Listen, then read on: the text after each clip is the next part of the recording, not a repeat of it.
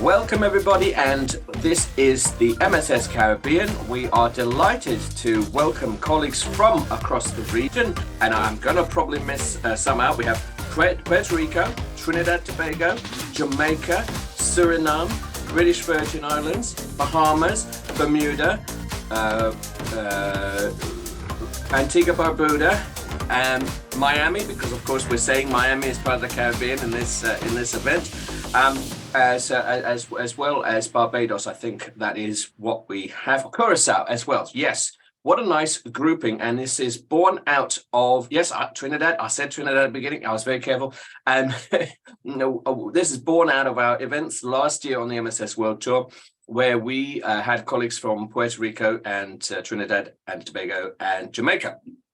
The MSS series seeks to combine an end customer third-party security community to ask how can we work more effectively together. That means we're including MSPs, MSSPs, and CISOs, architects, engineers. It is quite the mix, but our goal is to ask in each event, on each occasion, how can we improve this security relationship?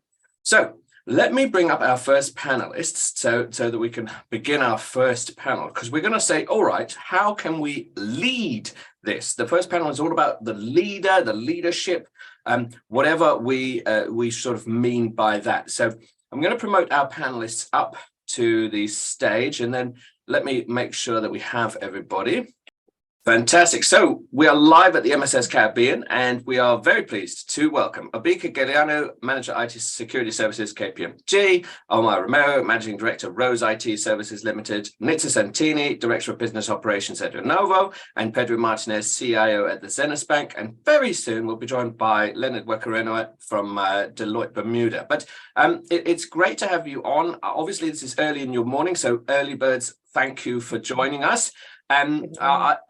Well, yes, it's great to be here, and it's great to sort of bring the communities that were so kind to us a little bit more together today. Let me start with you, Nitsa. Obviously, you know, we're thinking about the leader, we're thinking about the security service. Why are we talking about this? Is there more outsourcing going on, more insourcing? Maybe if we paint a picture to start. First of all, good morning to everyone, to my fellow panelists, and to Phelim and the team at CTG. So what I've been seeing in the last year since our last conversation is definitely an inclination to reach out to MSPs or MSSPs and start a conversation around co-managed relationships. So where a lot of people were doing MSP to subsidize their IT department, we're starting to see integrations of existing IT staff with the help of MSPs to complete and compete against all of the, implications that we have around security and all of the tasks that go behind that. One-person staff or a few-person staff, it's very challenging to continue day-to-day operations and also be on top of everything else. Yeah, and maybe, especially if you're in a geography where maybe not every company is a multinational enterprise, maybe that matters more. I guess let's bring in Pedro, because you've got an interesting perspective because you do operate across borders. What do you think is driving this working with third parties? Yes, there's a few things. Most importantly, good morning, everybody, and thank you for joining. We are in a geographical location that's limited on resources.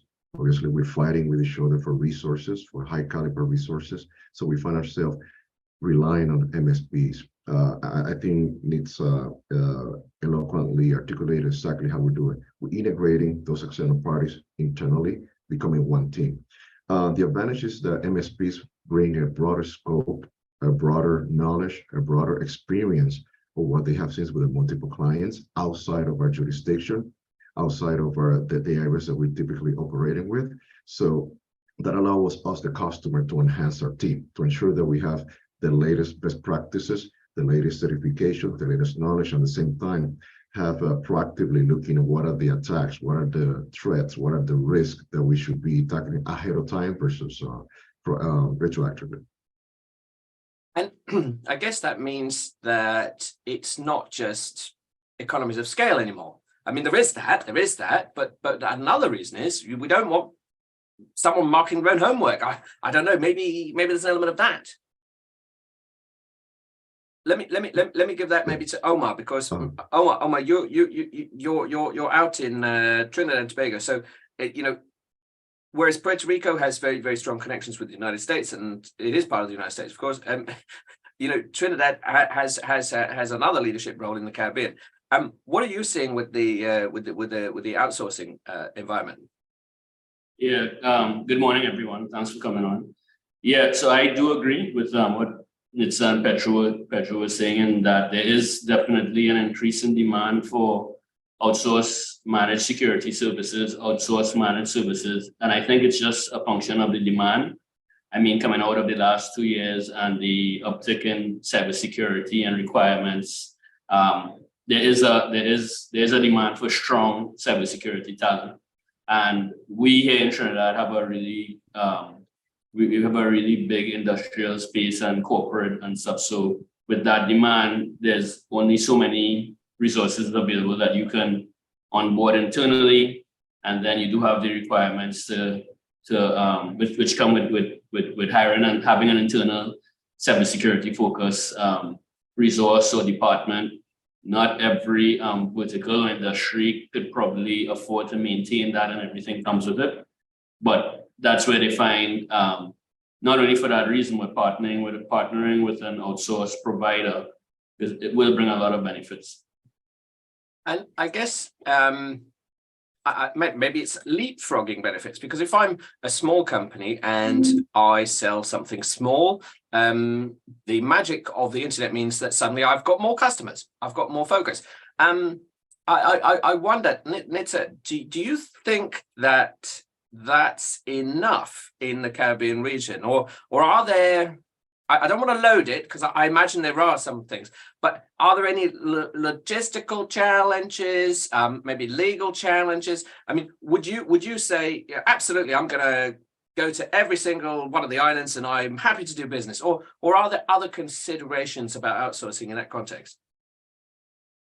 Well, definitely when we take the context of the Caribbean itself, excluding Puerto Rico and Miami, we have, you know, over 30 islands in the Caribbean which have different needs, and their industries are not solely tourism. Trinidad and Tobago is very rich in other industries, like Omar was saying. So when we want to consider acquiring services from an MSP outside of our jurisdiction, it's very important, especially if you're regulated, that they do understand how to comply and how to help you outside of where you're at.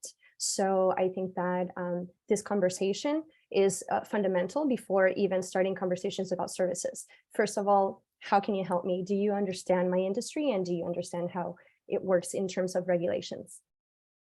And I'm glad, excellent. I'm glad you mentioned regulations, because for heavily regulatory industries such as banking, MSPs is not an option anymore. It is actually required that we count on third parties to ensure that they are measuring us and all levels for cybersecurity posture, to ensure that we're constantly on top of monitoring.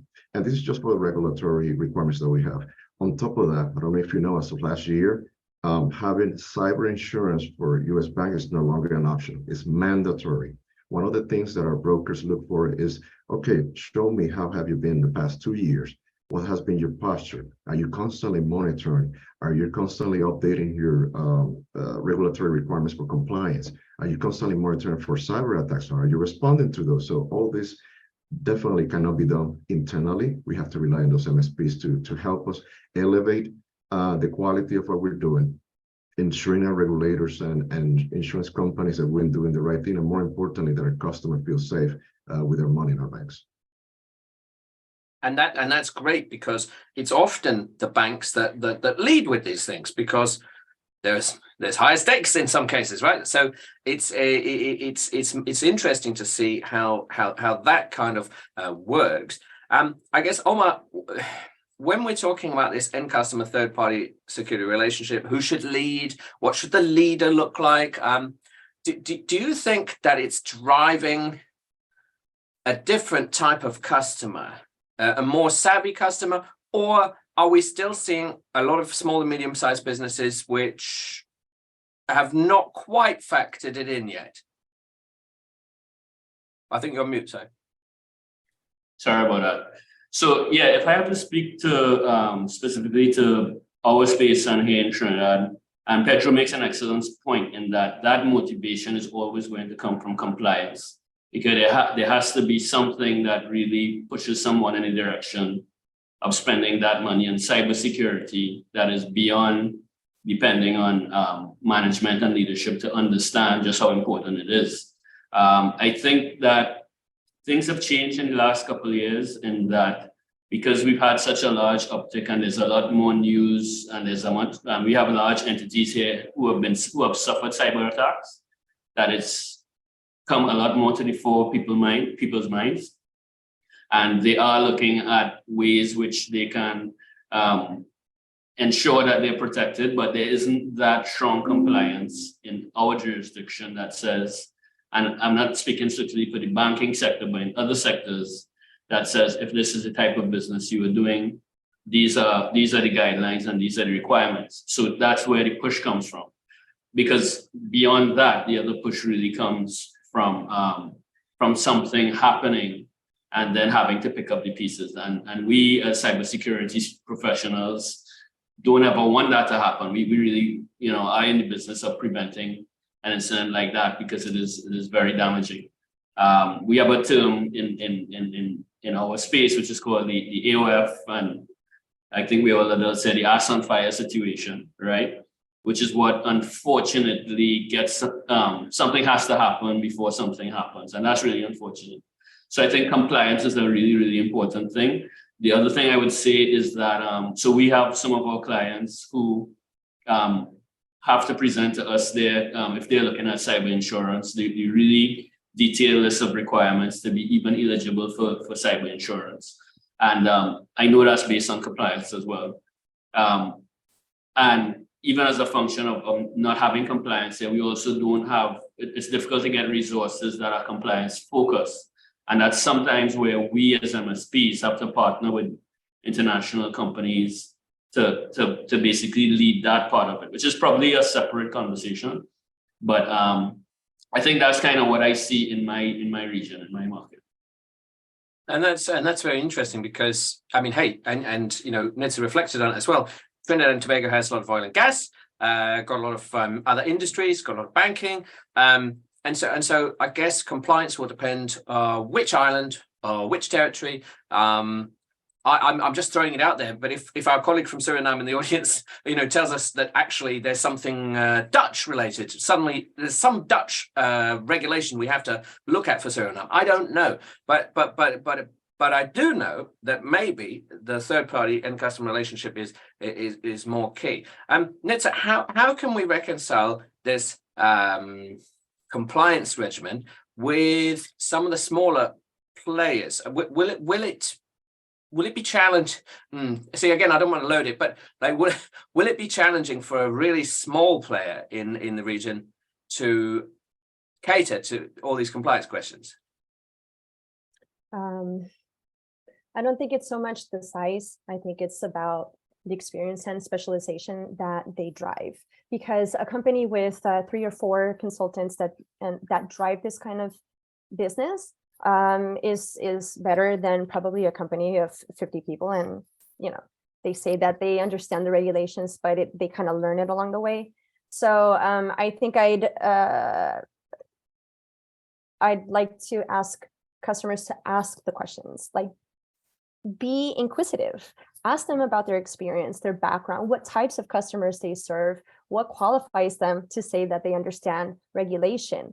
How do you receive the reporting? If you contract compliance services, is it just like, set it and forget it? They give you a report and you kind of have to figure it out? Or do you need someone to take you through the steps and start to become compliant and help you through that journey, which is not something that you do once. It's a journey that continues throughout the year. This is why it's called managed services. There's a continuation. It's not just one patch a year, it's continually patching, verifying, doing the network scans. So when customers are in a regulated industry and they have compliance and they have to do cyber insurance,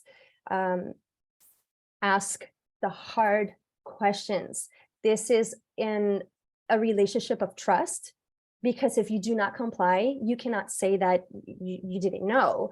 And your MSP and the person that helped you with the compliance part of it is mutually responsible with you. So it's also very tricky. Omar and Pedro were talking about cyber insurance. I will also talk about cyber insurance because it's getting a lot more complex. The questions are very weird, because it's sort of like they ask you a question, and if you answer it wrong because it's subject to interpretation, it's like, you know, could that invalidate the policy itself? So even MSPs are starting to figure out with the insurance industry that they're getting very, very picky and very, very strict with these things. And so what I want to say about that before I wrap up is, why is the industry so worried? And that's the question that customers need to ask themselves. If there is such a strict or a risky business in cyber insurance, it's because there's a lot of risk in cyber attacks. And so why customers are not adopting these basic functionalities in their day-to-day operation, like multi-factor, change your passwords, don't, you know, share apps without putting the adequate administrative privileges. I mean, very, very basic things. They don't even have that. And so when we discuss cyber insurance, when we discuss compliance, let's start with the basics, but also infer very well about who you're working with. And that raises so many good questions about the spectre of insurance. And even here in the UK, there's an advert, and it's someone really pressing a poor individual saying, is your front door locked? BSI standard 567, blah, blah, and they just throw numbers at them. I don't know. And so if the customer doesn't know, you know, maybe the value added reseller, MSP, MSSP, or VAR, maybe they can know. Now, Edward Millington in the audience has a question. Maybe we'll give this to Pedro. The important question is, does the insurance industry understand cyber? I think we often ask the question flipped. What do you think, Pedro? The answer is yes. Obviously, if I'm a broker, I will find the biggest experts, the big names out there, to prepare a questionnaire, to prepare some tests, because I definitely want to bet. So it's basically trying to find the right recruiter for my football team or my basketball team. I will find the best. So yes, they do have the best. And this is why I think, echoing what Nitsa saying, it is increasingly becoming cumbersome to get insurance, because they're getting very down to the details. And at the same time, it helps us out. One thing, and hopefully that answers some of the questions, or the question that was presented, but I want to elaborate on what Nitsa said, because this is no longer about volume, about big or small.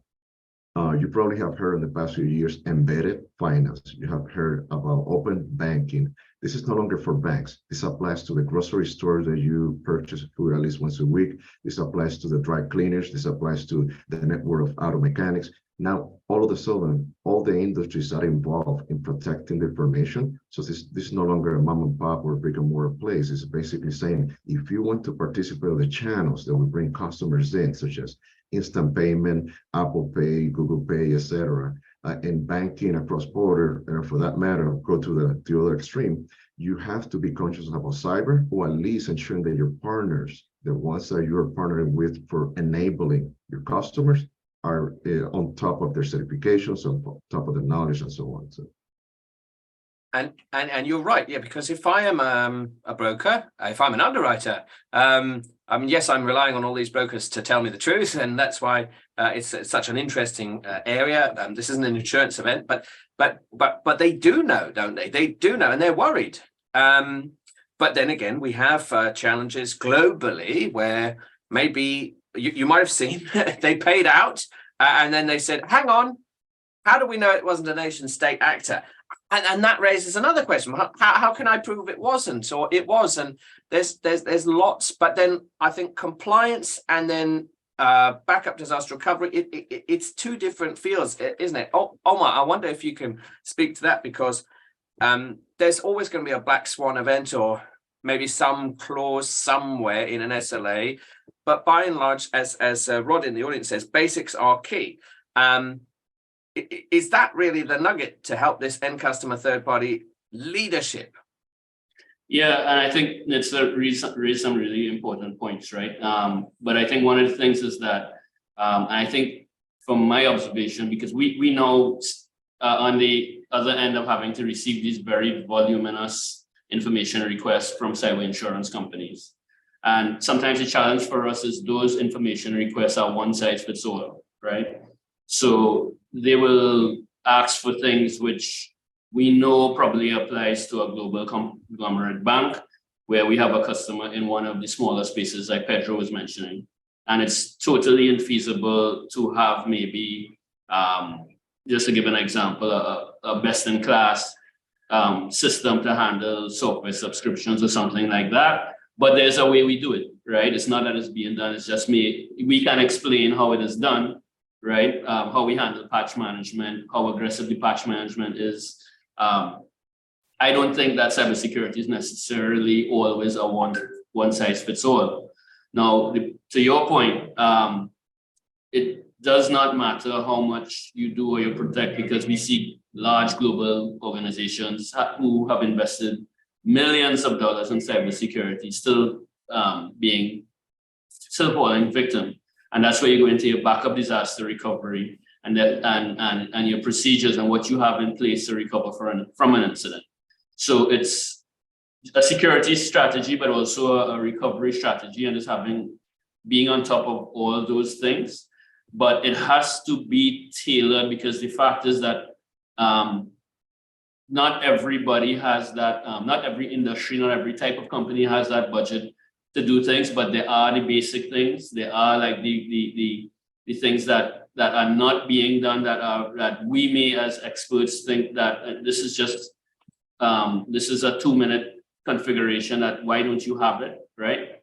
But because again, just going back to this, there's no compliance. What we run into often is I don't feel like I need to spend the money to do that, right?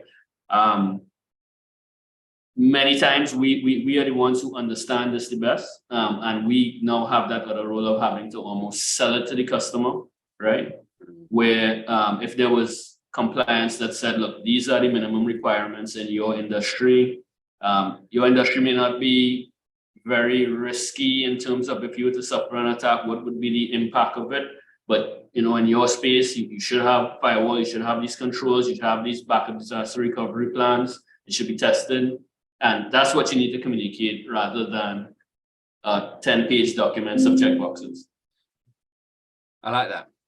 I think that is key, because then that, again, basics are key, But with this MSS series, we're interested, and at the beginning we did get some funny feedback when we tried to combine MSSPs and MSPs and end customers. People said, why are you combining the service providers with security service providers? I said, well, there's some implications, and we can go through those, right? Some MSPs need to offer security services. Does that make them some full-fledged MSSP all the time? I don't know.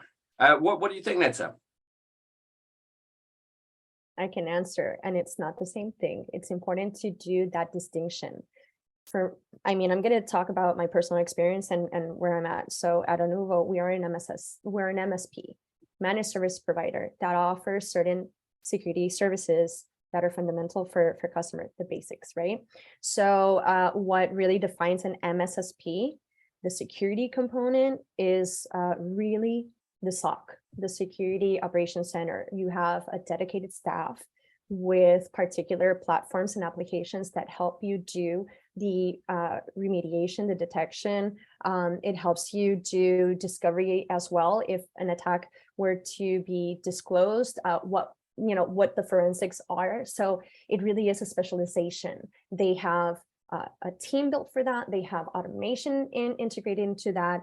And so it is important to make the distinction, even on my behalf as an MSP. I do not sell myself as what I am not. I like that, and in fact that is interesting, because there are and I know this isn't the panel for it, but there are software solutions out there, and they say, do you know what? Bundle my SaaS solution. Now you're an MSSP. But yeah, we're not going to. Oh my, so you got your hand up, so.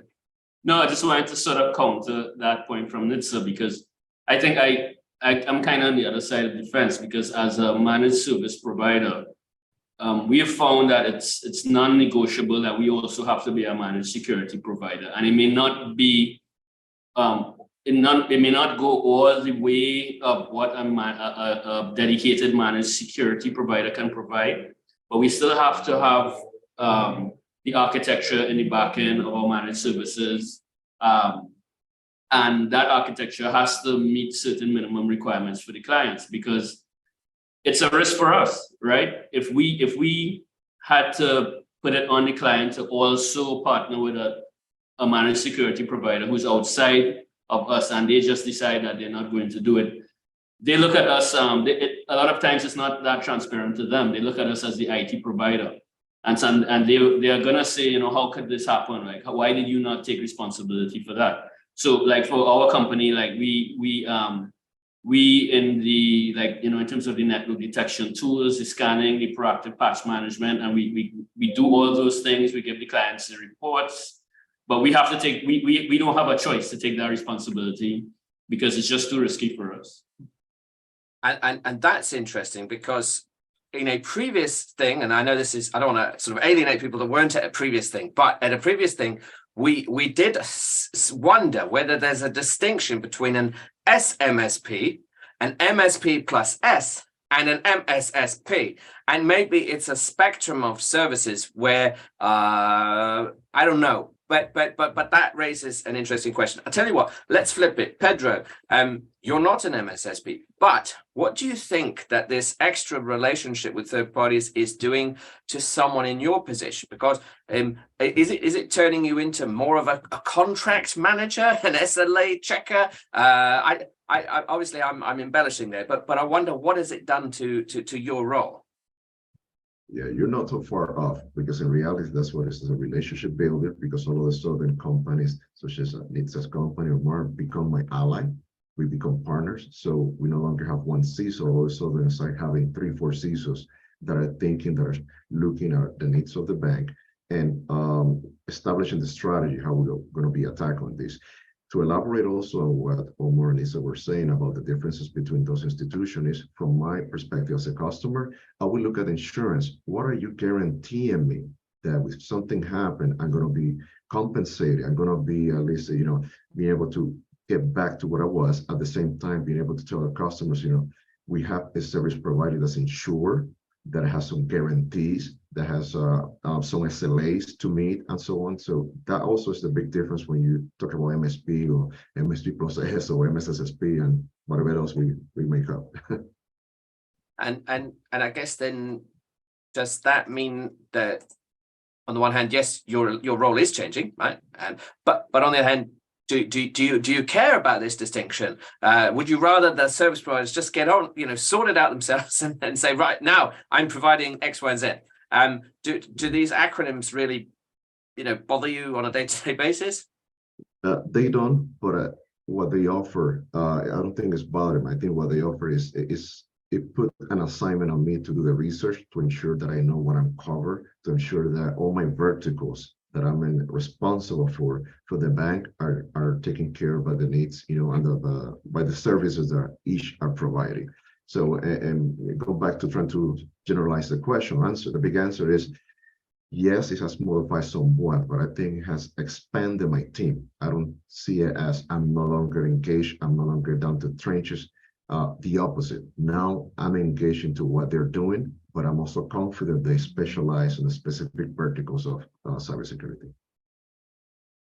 I like that, because you know, that sort of paints a picture of technical and business acumen, and that's useful for a future panel, our next panel, where we look at the super architect. So I think that's nice. In the audience, Edward says they are forced to become aware this has been demonstrating a change in how insurance is offered. They are worried because weak infrastructure, their insurance no certified assessment. I think that was back when we were talking about that. Rod says insurers don't understand.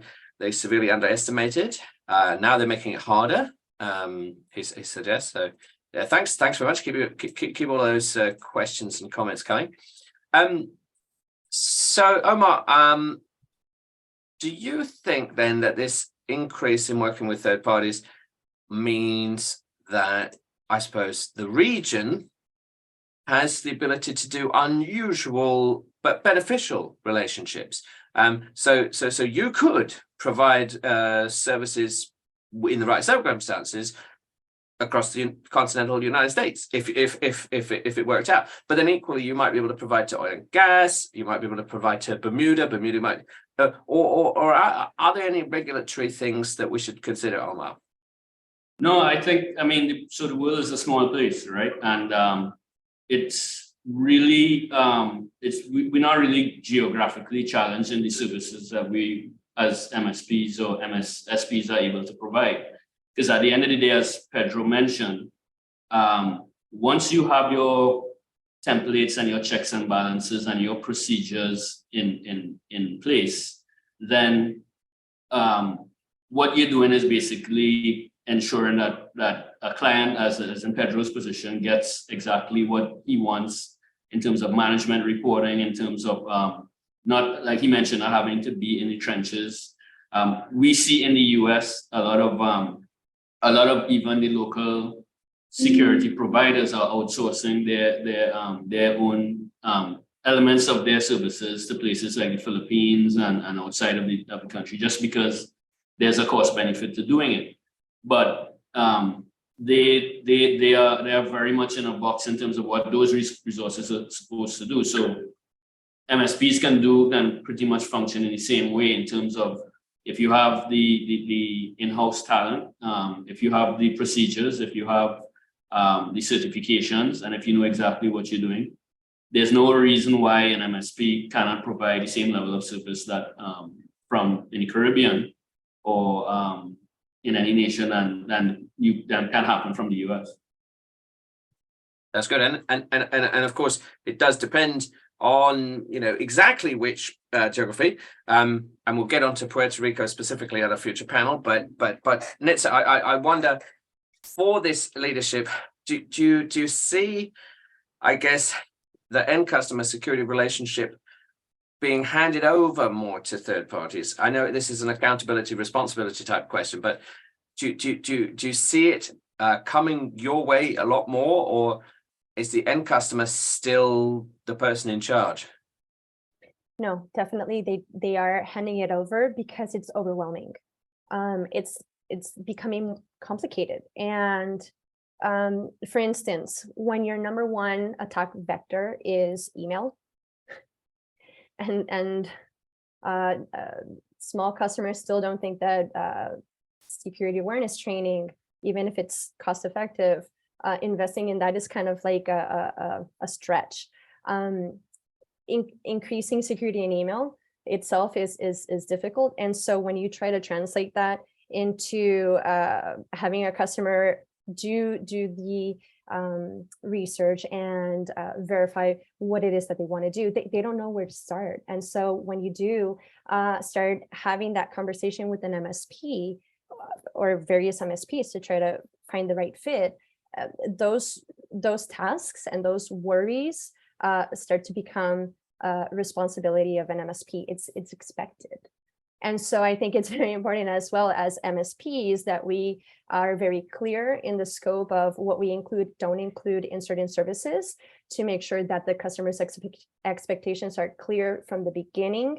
Cyber insurance, again, is a task that they don't understand how to complete, and therefore they're requiring this time, this experience, technical experience, to fill those out. There's a huge dependency. But, and maybe this is tricky, is there a type of customer out there which an MSP would definitely just not want or not be able to take anymore because they're not securing themselves, or they leave themselves open?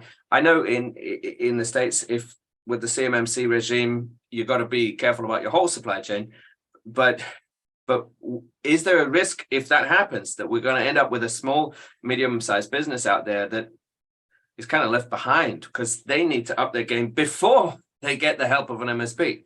Absolutely. Yeah. Yes. Absolutely.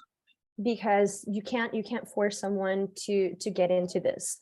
you can share the data, you can expose what personally we've seen as an MSP happen to customers because they've been spoofed and they've made bank transfers, and their email threads have been hijacked by external parts. And so you try to explain these notions to someone that hasn't personally gone through it, and it's just beyond their comprehension. And so I believe that Omar had mentioned it earlier, until it really happens to you or somebody very close, that's when it gets serious. And it's so unfortunate because here we are, we've been talking about cyber for over 6 years very seriously, and it's still a challenge to get adoption.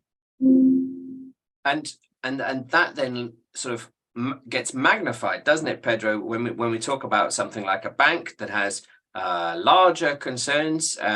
You know, how do you vet your third parties? Because it's if a mom and pop shop somewhere in the middle of nowhere can be ineligible for an MSP in the future or today because they're doing something that's not right or not good, surely it gets much worse when you go look for a third party.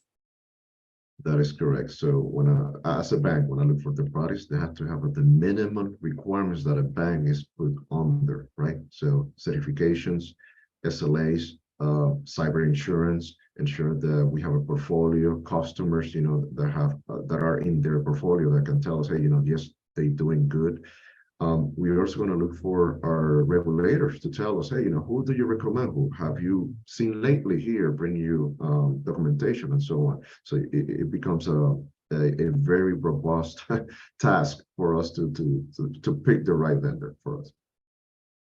And if this is not possible to answer, but I thought let's try it, does that sort of make you look at larger international countries than smaller regional players? And I'm thinking yes, but I thought I'd ask. It will be a combination of having local players with also, you know, international players.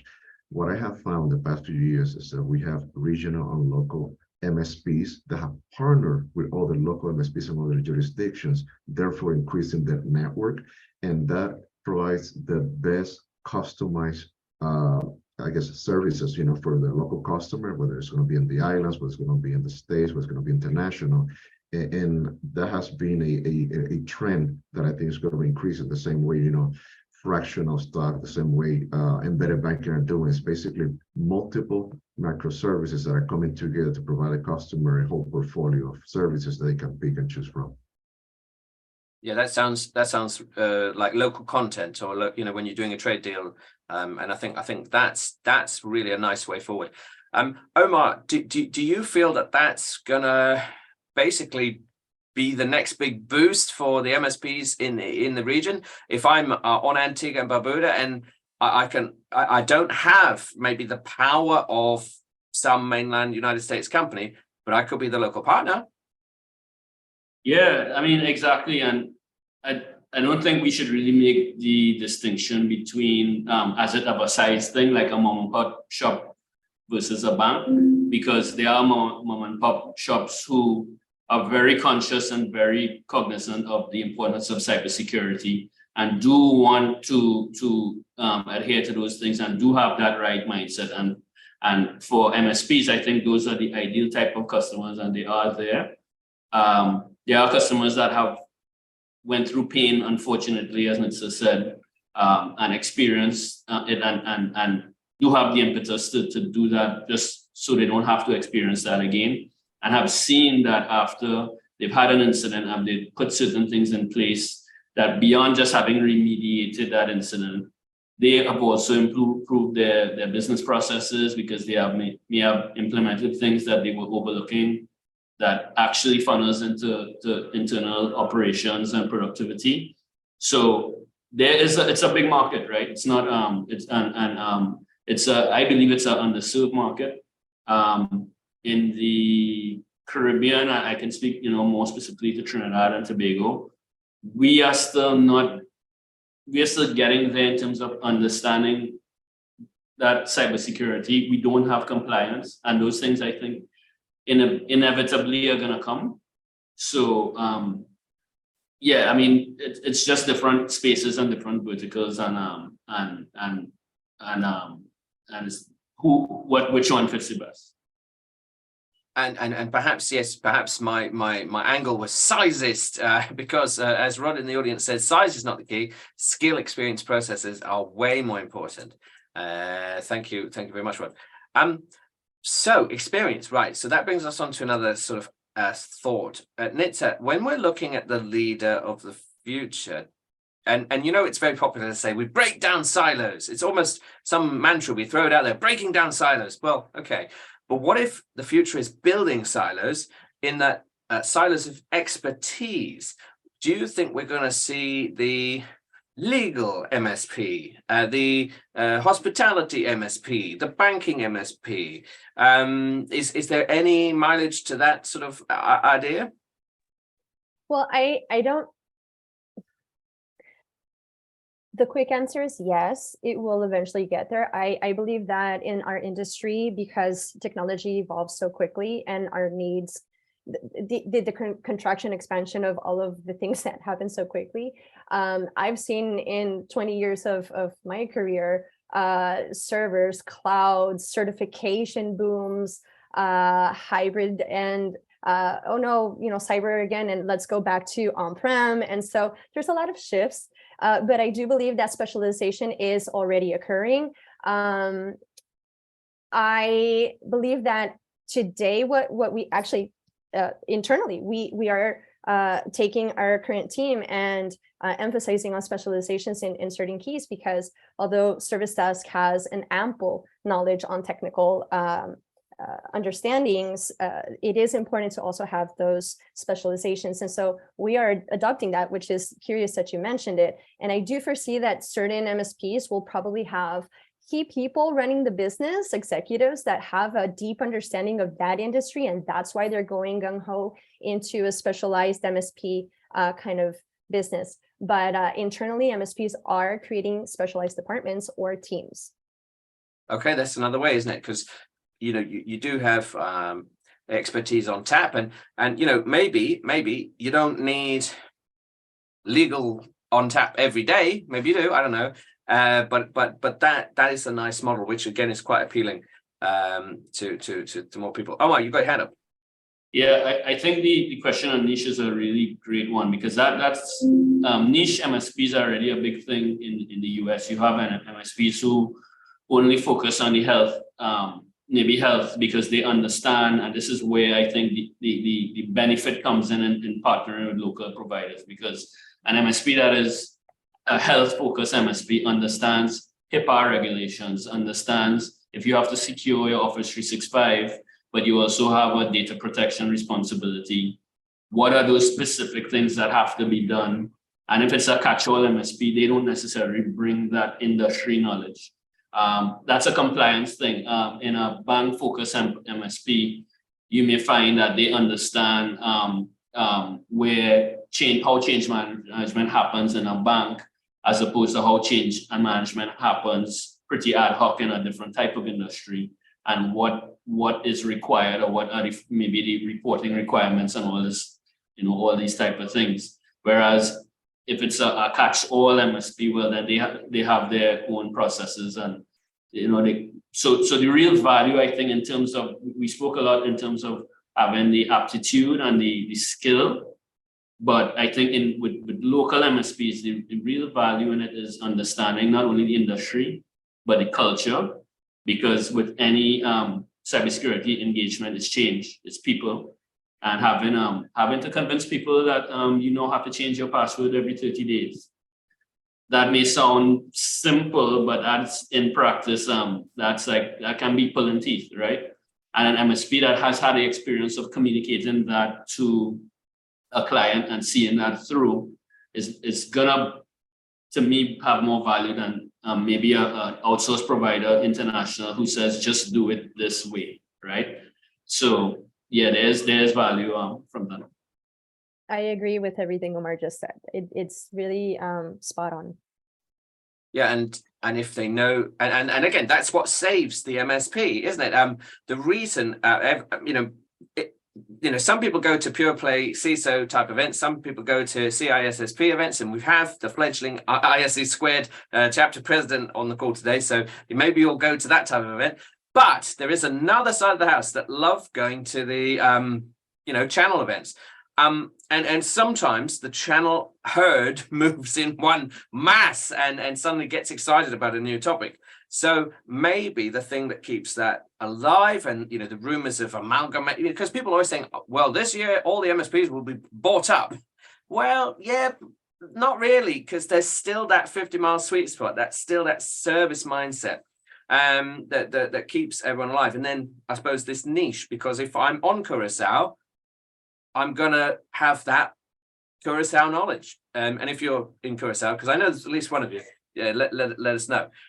Pedro, I guess, where does this then leave the leader and the end customer security relationship? What would you like to see before any third party comes to you and says, "Oh, I'd love to work with you"? Do your research, absolutely, but what would you like to see out of them?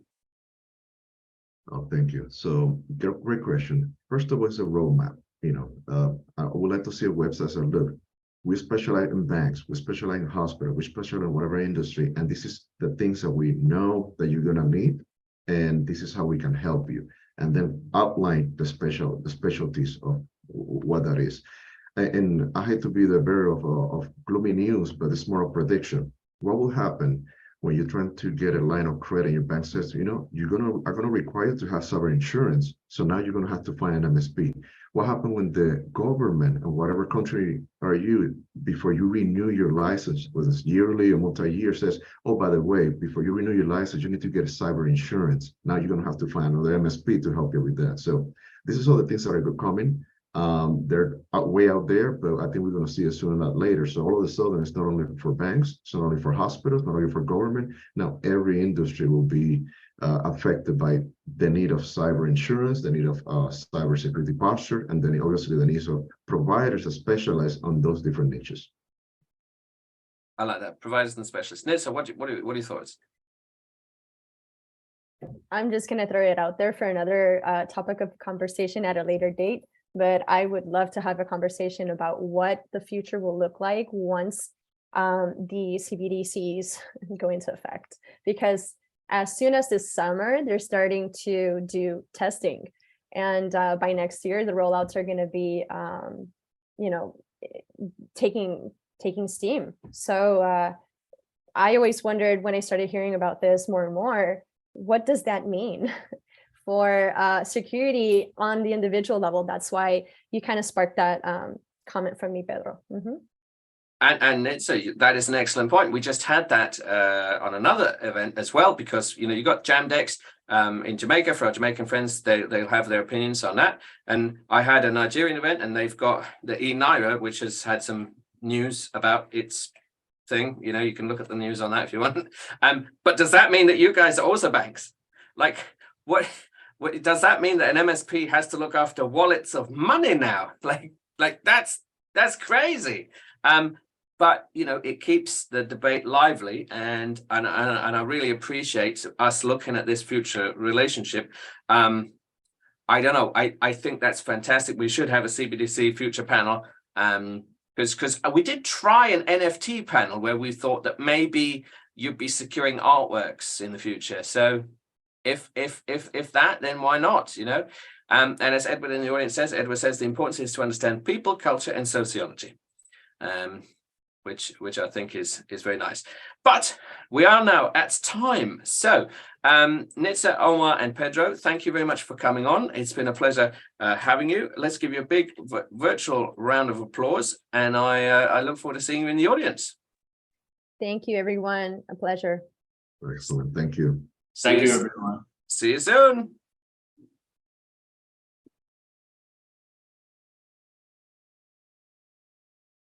And for the eagle-eyed amongst you, you will see that I have been frantically adding more people to the audience because, well, we had a great number of registers, so thank you. And we've had some new additions, shall we say? Quite a few. So it is lovely to have so many people there. And I guess if in the chat you want to say greetings from your particular region, it helps everyone understand that they are at a regional event. So, you know, if you have Curacao in the house, put your hand, if it's Suriname in the house, Bermuda, Barbados, Miami, Trinidad, Jamaica, Puerto Rico, Antigua, Barbuda, British Virgin Islands, you know, lots and lots of places. There you go, Juan. Good morning from Puerto Rico. Robert from the Bahamas, British Virgin Islands, fantastic. Bermuda. Yeah, keep that coming, because you're at an event. We'd love for you to feel welcome. Please do use this hashtag MSS Caribbean or Caribbean in a post. You know, you might want to do a screenshot and post your thoughts or get the news out. Hi, Avril, greetings from Jamaica, wonderful. And hi, Ken. Hi, Gerard, morning from Trinidad. Because that's what we're trying to do. This is a forum, right? So it's not, you know, death by PowerPoint, although we do like PowerPoint presentation. It's more designed to get you involved and get us thinking about this end customer third-party security relationship. So now let us, and yes, we've had more people register even now, which is good news. So hopefully what is happening, and this is absolutely what I'm guessing, you, our good audience, very nicely are telling people about the event and they are registering, which is good news. But to have approximately 30 people in the last minute or so, that is quite dramatic. So if you just bear with me, I'll make sure that they too can feel welcome. And I'll send them the link. Good. Wonderful. Okay, right. So now we're going to be looking at perhaps the skill set, the skill set behind said relationship that we've been discussing thus far. So let me bring up our panelists and then I will give them an introduction. Let me make sure I've got everybody, and then I will give them an introduction. And you will see, of course, some you will have seen commenting in the chat already, which is great news. And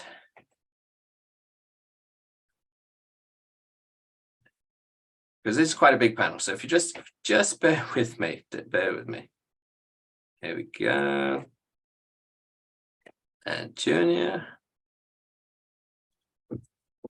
And hopefully you'll see this is very nice and you know, international. Okay. And if I've missed anyone out, please do send me a message, because I think I've requested everyone join as panelists. So if I've requested, please turn on your video and we will begin. We are live at the MSS Caribbean. We are delighted to be talking about the end customer third-party security relationship. As always, we are combining an MSP, MSSP, MSP plus S, and end customer CISO and architect community. Obviously, there are many questions that we could address, and we're going to look at a few very soon, but we're looking to see whether the super architect ... is the key to improving this security relationship. It's cherishing technical acumen in a world where perhaps people are elevated to leadership positions because it's the thing, becoming a leader. But is the architect, and necessarily the super architect, the bastion of technical and business combinations? So we'll get into that. Let me start with you, but actually, let me tell everyone who's on our panel. That would be a good start. Anthony Payson, information technology consultant, Frisk Business Services, and forthcoming president, ISC Squared Charter Chapter. Junior Gilpin, member of Board of Directors, Nexera Technologies. Halle Johnson, Systems Administrator, University of the West Indies. Rod Lewis, founder of the OK Network. Rick Mello, Director of Cybersecurity, Jewel Bank. And Gregory Lemon, co-founder, Ubiquity Limited. Okay, Anthony, why are we talking about this and why are we pinning our hopes on an architect? What is a security architect, Anthony? Well, good morning, everyone. So the security architect is a person or a role that fits between the operational level of an organization and the strategic level. So that individual or group of individuals, what they are responsible for is the security architecture of an organization. So what is the security architecture? The security architecture is everything that makes up your security framework, right? So it will be hardware, software, tools, processes, your cybersecurity program, your BCP, which is your business continuity plan or your business continuity program. So information risk, your business impact assessments, your IT risk assessments, your disaster recovery plans. So it's a huge it's a role with a huge amount of responsibility. You know, your responsibility is to ensure that the security of your organization or organizations is maintained at a particular level. So that type of individual must understand IT and business at the same time. Okay, So well, we'll get on to whether or not that makes them super or not, or maybe just adequate. So, but that's an interesting one. And of course, when we say architect, there are many flavors of architects, many flavors of security architects. So, Junior, I mean, what do you see as the meaning of this term, security architect? Is it purely someone that can, as Anthony said, make these strategic decisions, or do they have any other dimensions? All right, so morning everyone. Just to add to what Anthony was saying, basically, for me, I'm someone who majored in construction in school, so I have a quite good knowledge of who an architect is. But even in construction, the architect has to know or have knowledge of each area of construction, because there is no way you're going to design a plan or you're going to design an architecture for something you have no knowledge about. But as it relates to a super architect, I don't think that's the answer, you know, because based on conversations we've had in the past and I've done some research, I realized that this super architect theory that we have in the Caribbean is basically contributing to a lot of burnout, a lot of persons quitting their job, because most of these organizations want one individual to be that super architect and engineer in one, because basically you're doing the engineering role and architecture role at the same time. And for me, that's kind of the downfall as it relates to Caribbean countries right now, because I've had communication with persons working in other organizations, and most organizations have like dedicated security teams with persons at different levels that carries out different functions. And I don't really see that happening very much in the Caribbean. So a super architect is not really the way forward for me.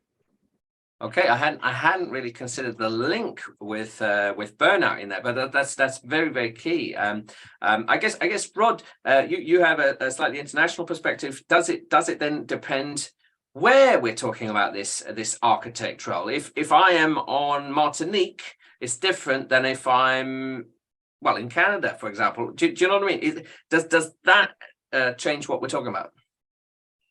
I think it does. So in terms of the skill set and the availability of the skill set, and potentially the budget to be able to pay for multiple people will affect, right? So I think at the end of the day, we have to look at what you really need as an organization. And to, like a couple of the other folks that spoke before, you can't load one person with all those things, right? That one person can't be your go-to guy for BCP and DRP and everything else, right? But an architect, from my standpoint, should be a multi-technical individual, right? So they've got skill set in the cloud, they've got skill set on-prem, they've got skill set with backups, et cetera, because when you look at security, it's all encompassing, right? And so and we've talked about this before, it's architects in my mind, because there's such a broad attack surface right now. It's hard to find one person who has all those skill sets.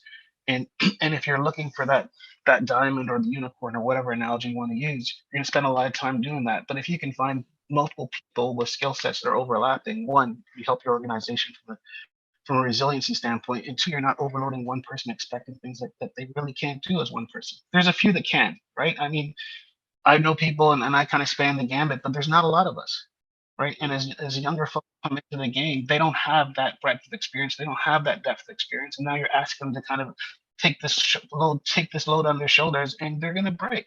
There is a lot of burnout in the industry. It's a thankless game at this point. When things are going good, nobody cares. And when things go bad, they start shooting at you. Well, which is why maybe people may not want to become a CISO, because that's traditional target on your backland. But I don't know, maybe that's why we're asking about this super architect. But Gregory, let me ask you. Rod has spoken about maybe a multi-technical super architect. Is it possible that a super architect is either someone with business and technical acumen, or it's someone that actually is a savant? I mean, maybe not a savant, but somebody with a lot of technical acumen in many fields, rather than this kind of, learn business, which seems to be a throwaway phrase and doesn't mean too much. I don't know really where I'm going with it, but what type of super architect are we talking about, Gregory? Someone that's got business and technical, or just technical? Morning, thank you.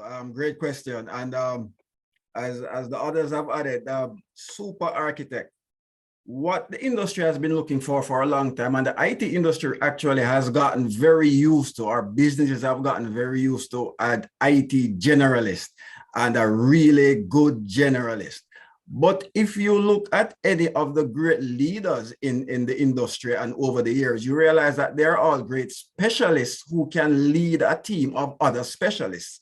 And so the super architect, the whole idea of architecture means you are designing, you're looking at it from a great perspective, a high level, and you're looking down. You understand a mile wide and possibly a lot of times an inch deep, but you may have mile deep expertise in certain technical areas.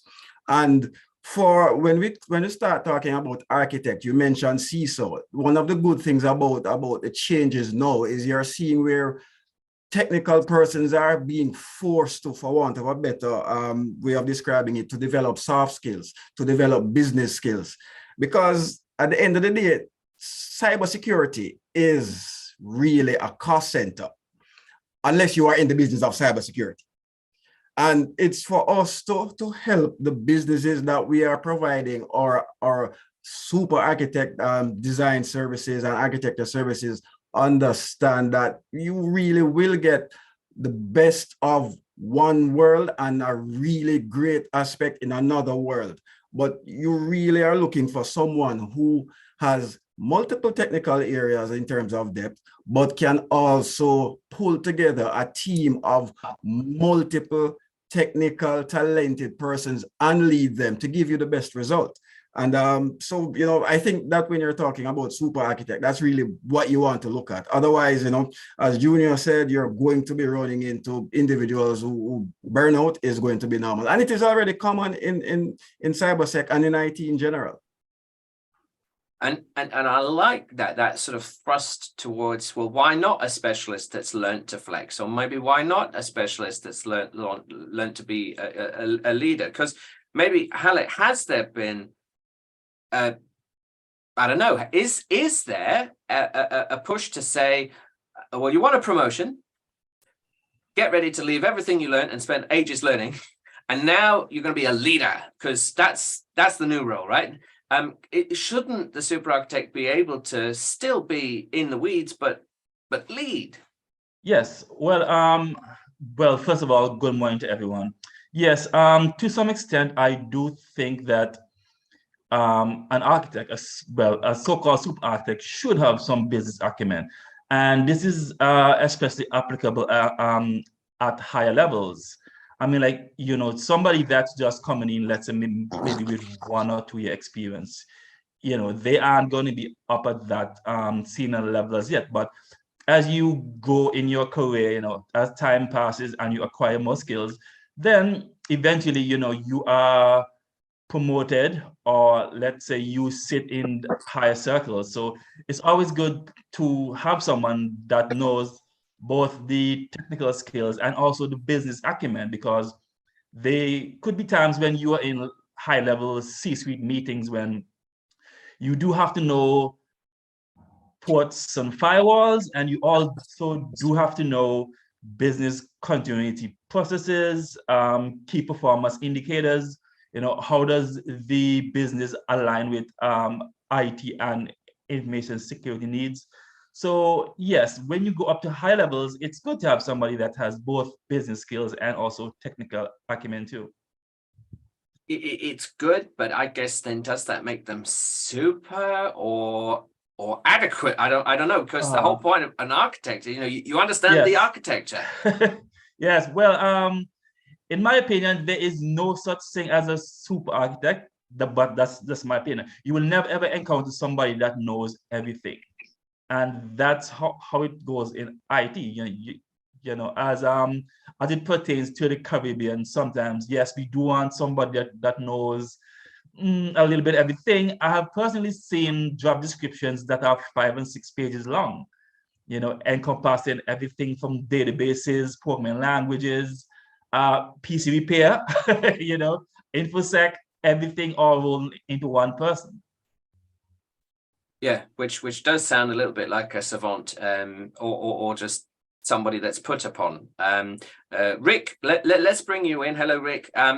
We're talking super architects, the idea that maybe they know business, maybe they've got an MBA and they're an actuary and they're also a special forces for the, I don't know, right? Is that the vision for the super architect, or rather someone that can handle multiple technical disciplines? Yeah, I mean, my thinking is somebody who can handle multiple technical, differences. I think, especially on the size of the company nowadays, I think as our previous panelists alluded to, a lot of companies don't want to spend a lot of money on a big cybersecurity team, and they're expecting more for less. So people like myself, I've had a pretty varied background in desktop support, network and security engineer, infrastructure architect, security analyst, security manager. So I've been able to stay flexible and help out with engineering work and stuff like that. So especially in cybersecurity, I see where there isn't in some areas a lot of talent, or you have to make do with what you have. The more different things you can do, the better. But burnout, is also can be a concern and happens quite frequently in cybersecurity. I think the lack of understanding. I think explaining to the senior managers the importance of cybersecurity, and sometimes you have to lay out literally all the job tasks that you do, and even the ones you do outside of your role to get some support. So I think a super architect would be somebody that could do multiple things, not just architecture related. Maybe they do some engineering, and helping in other areas where needed as well.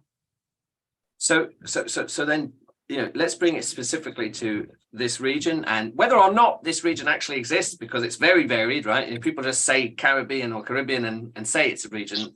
In some parts, yes, and in some parts it's very varied, isn't it? Anthony, you're the forthcoming president of the ISC Squared regional chapter. Is there any mileage to this? I mean, is ISC Squared going to come out with a super architect stamp of approval, or am I barking up the wrong tree when I'm looking towards the architect as the solver of problems? Well, I agree with the other panelists. I don't think we should support the creation of a super architect, because why? One major area of concern is burnout. So far, over the last 2 to 3 years, the cybersecurity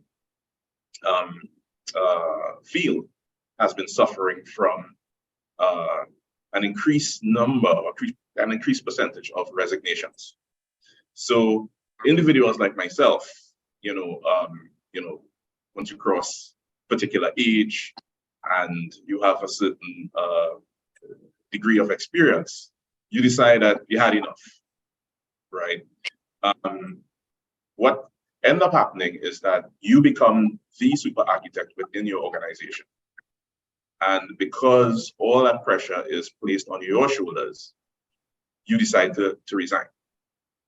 And most people like myself decide, okay, I will start my own business or I will do something else instead of working for a corporation or an organization, because you don't want to face that same situation where you are under too much pressure and you decide to resign. I know of one super architect who is about to resign within probably a week or two. So it is something that is happening and it is prevalent. And that individual is, you mentioned actuary. So that guy he is super talented and he has all those skills, but he is not going to continue with being under that amount of pressure anymore. So what happens is that when you have a super architect leave an organization, the void that is created is so great that it's very difficult to replace that one person.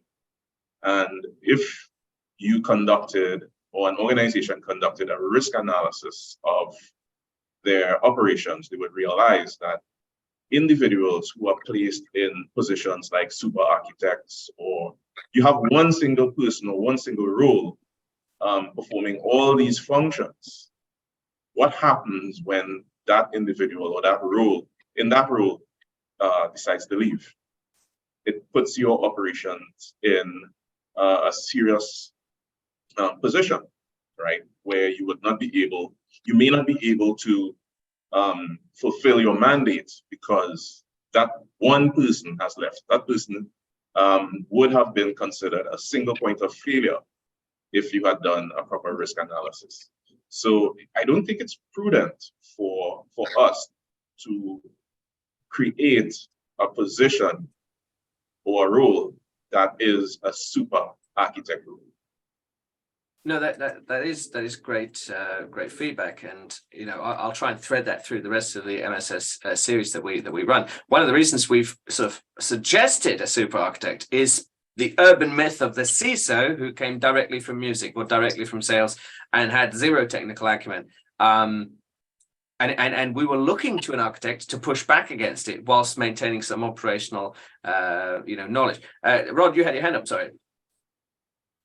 Yeah, I think taking a step back, right? An architect is there to build solutions, and it feels like everybody on the panel is saying in this region. And I'm backgrounds from Barbados, but I've done most of my career in Canada, right? So I look at what I'm hearing from the panel, and then I'm kind of throwing that back to what I experienced in life at home, and it feels like, as I said, an architect generally is supposed to build solutions, and it feels like on this panel, it's like the architect is doing everything. It's a one-stop shop. Whereas in a multi-layered environment, you would have the architect who interfaces with all of the constituents of IT to make sure that that any solutions that come out meet the standards and the security standards. But if that person is also triaging when things break, right, and is doing multiple other things, right, then you got this person who's, as I said, he or she's the point of the spear. Everything's on them, and that's not sustainable. And so the other thing I wanted to comment on is moving away from this idea of security being a cost center, right? Like, folks don't look at the fire suppression system and say, hey, if we can make that cheaper, right? Or do we really need a fire suppression system, right? That's not the deal. You need it to protect your business. You don't necessarily have to protect all aspects of your business the same way, but the key gems in your business have to be protected properly. And it's not a cost center. It's a cost of doing business, right? And if you don't do it properly and you don't have the basis in place, then you're going to hurt the business in the long term, right? So it may be one-time payments 6 months out because you had a breach that cost you millions of dollars that you could have spent properly. It doesn't mean that you need all the dollars in the company, but you need a budget that's useful that you can actually protect the business. And cost of doing business. You are all cost of doing business. Well, that might not be the most appealing thing, but maybe that bats away that, oh, why don't you make money for us kind of argument. You wouldn't say that about, as you say, fire suppression systems. So why would you say it about security architects? Junior, then, okay, I didn't anticipate today's panel would go in the direction of burnout, but that's just so obvious now I think about it. Do we think that the super architect of tomorrow is in fact not a person at all, but a team? Because you know how we have Office of the CISO, and for me, from the outside looking in, it sometimes feels like Office of the CISO is designed so nobody knows who's who from the outside. It's all invisible and magical. I joke, but maybe the super architect is in fact a team. All right, so before I answer that question, just to add to what Anthony was saying earlier, right, as it relates to breaking away from the super architect culture, one of the things I've run into is most of my work that I've done in IT security is towards compliance, right? Now, how do I become compliant if I have a super architect? Because one of the functions is clear separation of duties. How would you separate the duties for that individual if that's a requirement to be certified, whether it be ISO 27000 or PCI DSS? How would we pass that certification if there is no clear separation of duties, right? So that's a challenge for me. Now, to add to your question, the team is the way forward, because that's one of the things I teach most of my students here at the college, because most of them are the ones you saw joining late because I couldn't start class, so they actually joined the session. Oh, that's Yeah, brilliant. man. So one of the things I try to teach these guys is that working together as a team is probably the only way forward, because at the end of the day, you have persons that have specialized skill set in security. Some persons are skilled in incident response, some are skilled in compliance, some are skilled in security operations. So building a team is the only super architect that I see going forward for this region. Fantastic, and thank you. I didn't mean to single anyone out. I was just very, very impressed that suddenly we got lots of registrations. So thank you for doing that, because that is in fact what we're trying to achieve. We're trying to look at new entrants, existing, more seasoned professionals, and so on. When we look at this range, because sometimes people might go, well, I read about CISOs in the news all day, and they seem to not have the best time of it. So a new entrance that you're training, Junior, hopefully we can get them thinking about the varied roles within architecture. Hallie, let me come to you and then I'll go around. What do you think then we can do to build this skill set? Do we need to take our architects from DevOps? Do we need to take them from something not technical? Where should we draw their ranks from? Yes, well, first of all, I think that such knowledge, it begins probably in the schools. You know, you teach students, you know, maybe in secondary school or maybe, you know, just beginning college, that, you know, security can be a viable career. You know, like sometimes, well, I work for the University of West Indies, and sometimes speaking to the students that are just coming in, those that are enrolled in the computer science, like, you know, you ask them, so, you know, why are you interested in computer science? You know, sometimes they're like, okay, you know, I love computers. Sometimes some of them will say, well, I thought it's just a continuation of IT from secondary school, you know, Word, Excel, etc.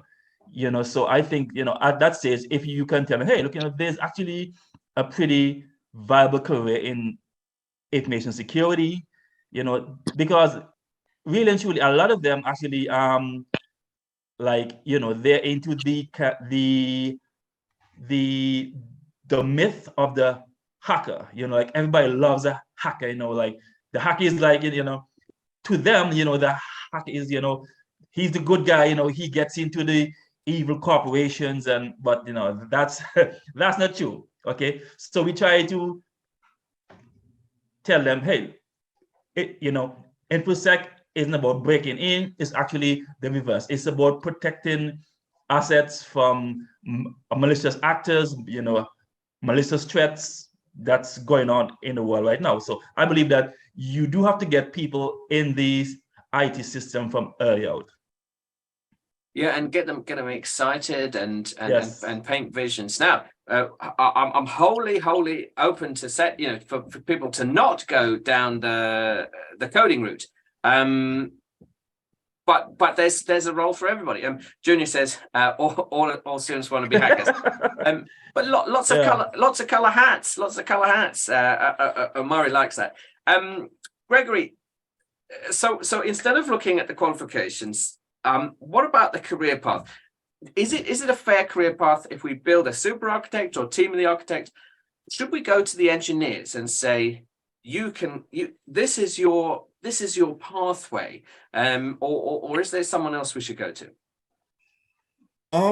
Well, I'm going back to what Rick said earlier when he mentioned his journey to being where he is. And I mean, my journey is kind of similar. I started out selling PCs really, and decided I wanted to do more. And, I built websites for a while. And then I was a PC technician for a while. There really is no single path to getting to being an architect, or, to use the term that we're using here, a super architect. It really is a desire to want to do more for the organizations and for the community and for yourself. I mean, a lot of it really is testing yourself to see, can I do this, or how far can I go with this? I certainly did not set out to be a solutions architect or a cloud architect, with looking at cybersecurity. I wanted to do one thing really, and that was anything with computers. And then I realized, I do like the idea that Anthony, student expressed, of breaking into things. And so if you were to ask me several years ago if I would have a job, or a part of my job would involve breaking into organizations while being paid by the said organizations, to give them a report on their security posture, I would be laughing at you. But this is where we are. And so, and to jump back to my very early days in consulting, I was absolutely horrible at having conversations with business people. Learning the soft skills and learning the business side of it was something that I had to ask some of my clients to teach me. And then I had to ask a couple of my mentors to teach me, because it was not something that we learned in any of the courses, any of the certification courses that we did. So, learning that side of it, and I've read hundreds of business books to get a grasp on this. So there's really no single path. But there is, once you have the desire to, one, push yourself, and two, to be the best you can for your clients, for your customers, and for your community, then I believe, you can chart a path. So I want to be here, and this is where I'm going. And you will always find, one of the things about the community, the cybersecurity community, and the information technology community at large, is how helpful it is, and how you can always reach out to someone and say, hey, I'm struggling with this, I'm struggling with that, or I'm thinking of doing this. How can you help me? So it really is a community. I mean, it has its dark side as well, but it really is a fantastic community that wants to see you do well and will help you do well. And that really is my feedback on that. Love it, and yes, of course, second that wonderful sentiment. Very, very welcoming at most stages. Rick, I tell you what, then let's then relate it back to this end customer third party dynamic. Are we looking in the right place? A super architect, normal architect, somebody that's a security architect of some degree. Is that the best place to improve the end customer security relationship? They're the last bastion of technical expertise and the first bastion of operational expertise. Yeah, I think so. I think they should be in between, technical and business, and have a good understanding of both.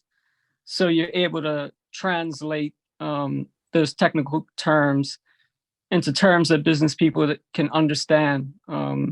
That definitely helps a lot.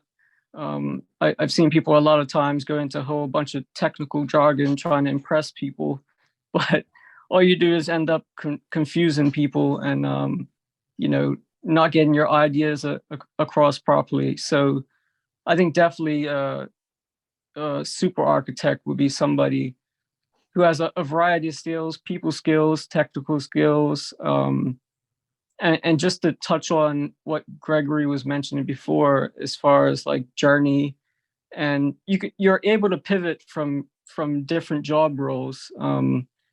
A lot of us would remember years ago that there weren't very many security positions at all. I remember the days when I was an IT analyst, I was doing it all. I was doing networking, I was doing engineering, and especially depending on, as I said, what size company you work for. If you work for smaller companies, you end up doing more. And then as they grow, they start to separate the duties and lots more job titles. But, you know, I was able to pivot from my engineering and network roles into a security analyst role. I actually quit my job to pursue security full time because I saw the interest it was gaining and the need for it and all the regulatory compliance that was coming out. So, you know, I left my job. I took a pretty big pay cut to work a lower level analyst job and was able to impress there and then keep on growing. So, you know, people need to also think about if if you're a bit senior position and you want to sort of change career paths, you may have to take a lower job and a pay cut if it's something that you really want to pursue. And I also think the combination of work experience and certification is really important, especially if you want to grow. You know, certifications like the CISM, CISSP, CRISC, CISA are all very useful if you want to be a security architect, and they help guide you around the business as well as the technical skills that you need. Yeah, very good. And in fact, that's good because later on today we're going to talk about the engineers and their qualifications. You know, what's self-taught versus certifications and all of those wonderful topics we'll grapple with. Halle, I saw you had your hand up. Yes, I was actually going to relate a little personal experience. When I first started my MBA, I had one course. My first course was actually in information systems. So I'm like, okay, you know, this is easy. And I'm just gonna ace this. And when I got back my result, I was like, okay, not what I expected. So then I asked my lecturer, why I didn't get a better grade than I thought. And he said, well, technically the piece is, it's astounding, but you weren't looking at it from a business point of view. You get us? So transitioning to a higher level in terms of systems architect, you do have to take into consideration, look, it's not about just technical stuff. Like you do have to look at it from a business point of view also. Mm. Yeah. And that business point of view doesn't mean necessarily hustle culture. Corporate business acumen is different to starting your own business. And that's one of the things I used to say, if one was so into business, you wouldn't be doing a business degree because you'd be doing business. But then someone said, actually, hey, Pelham, maybe you got the wrong end of the stick, because business degrees and management degrees are about corporate goings on and not about making money, wheeling, dealing, and trading and so on. So that was an important thing for me. Rod, you had your hand up, sorry.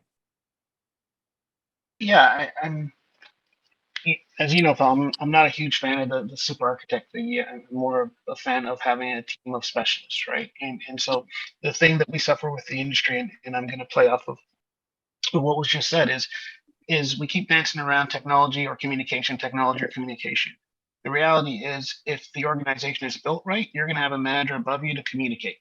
What I err on is getting those technologists in place with multiple skill sets so that you can cover the attack surface, right? And as we need more people coming into the industry. Like there's a bunch of old heads on this call, right? And these are folks who've been in the game for a long time. Right? There's not a lot of us left. So searching for us isn't the way to go, right? But getting these younger kids into the game, right? That you can say, you know, you specialized in cloud, you specialize in O365 setup, right? You specialize in AWS or GCP or whatever, and I have a team of those, and they can speak. They're technically inclined and they're technically deep. I don't need them to communicate to management. I need them to be able to secure the organization, and then as they grow within the organization, they will learn to communicate. But first and foremost, we need the technology people to stop these bad guys and girls from getting into the organization.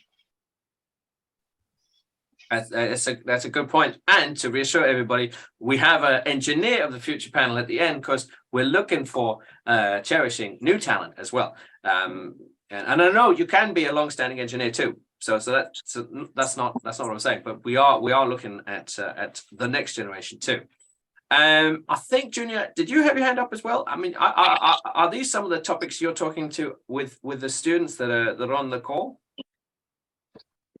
All right, so yeah, as Rod said earlier, we try to get the technology students to focus on the technology, but in most of the specialization courses that we teach, the two first modules we usually teach them is to manage customer relations and basically the business aspect of technology. So once they have that foundation, now you know you're going to build a solution. So whatever the solution you're going to build, it has to be for that customer and it has to be around that business. So we try to get them at that level so they understand. So only thing they need now is somebody to basically guide them and say, hey, this is what I wanted to do. Or because even Greg was mentioning certifications, and one of the things ISACA does in the CISM course, most of the things you do, it tells you that it has to be aligned with the goal of the business. Because if whatever you're implementing goes against the goal of the business, then you're basically setting yourself up to fail. So yeah, you don't want to go down that path. Gregory, so you have your hand up, sorry. Yes. And Junior, you hit the nail right between the eyes. I'm talking primarily from a consulting perspective. I have lost a lot of business and a lot of customers because I wanted to sell them technology that I thought that was great for them, as opposed to understanding what they really wanted and what the regulations were for their business area. And it was not until I started paying attention to that, I never sell technology now. I only sell the solutions that the business want. And my conversation always goes like this. I'm not here to talk to you about bits and bytes and firewalls and routers. I want to understand where you are now that you see yourself and where do you want to get to in terms of the regulations and how do you want your business to operate more effectively and securely. And after you've given me that picture, then we can build a solution that aligns with that. That seems inherently fairer and more something an architect would do than maybe a sales engineer or a salesperson who has a quota. We're a little bit over time, but tell you what, Anthony, I mentioned, because you mentioned and you very kindly supported our Trinidad event. You started a fledgling ISC squared chapter. Would you like to spread the word? What should people do to get involved? Right. So yeah. So the main reason for starting this ISC squared chapter is exactly why we are here. Right. Rod said it the best. We are set up older heads, right? A lot of us are resigning and going into gardening and farming and not going back into IT because of the stress levels, right? So the main reason for having this chapter is to mentor and to create and build capacity within our society so that we get interested young people into the IT and cybersecurity fields. And it's all about getting this fresh young blood in, and we need it because the statistics show it. Individuals over the age of 40 make up over 60% of the cybersecurity professionals that are currently available. The talent that's currently available.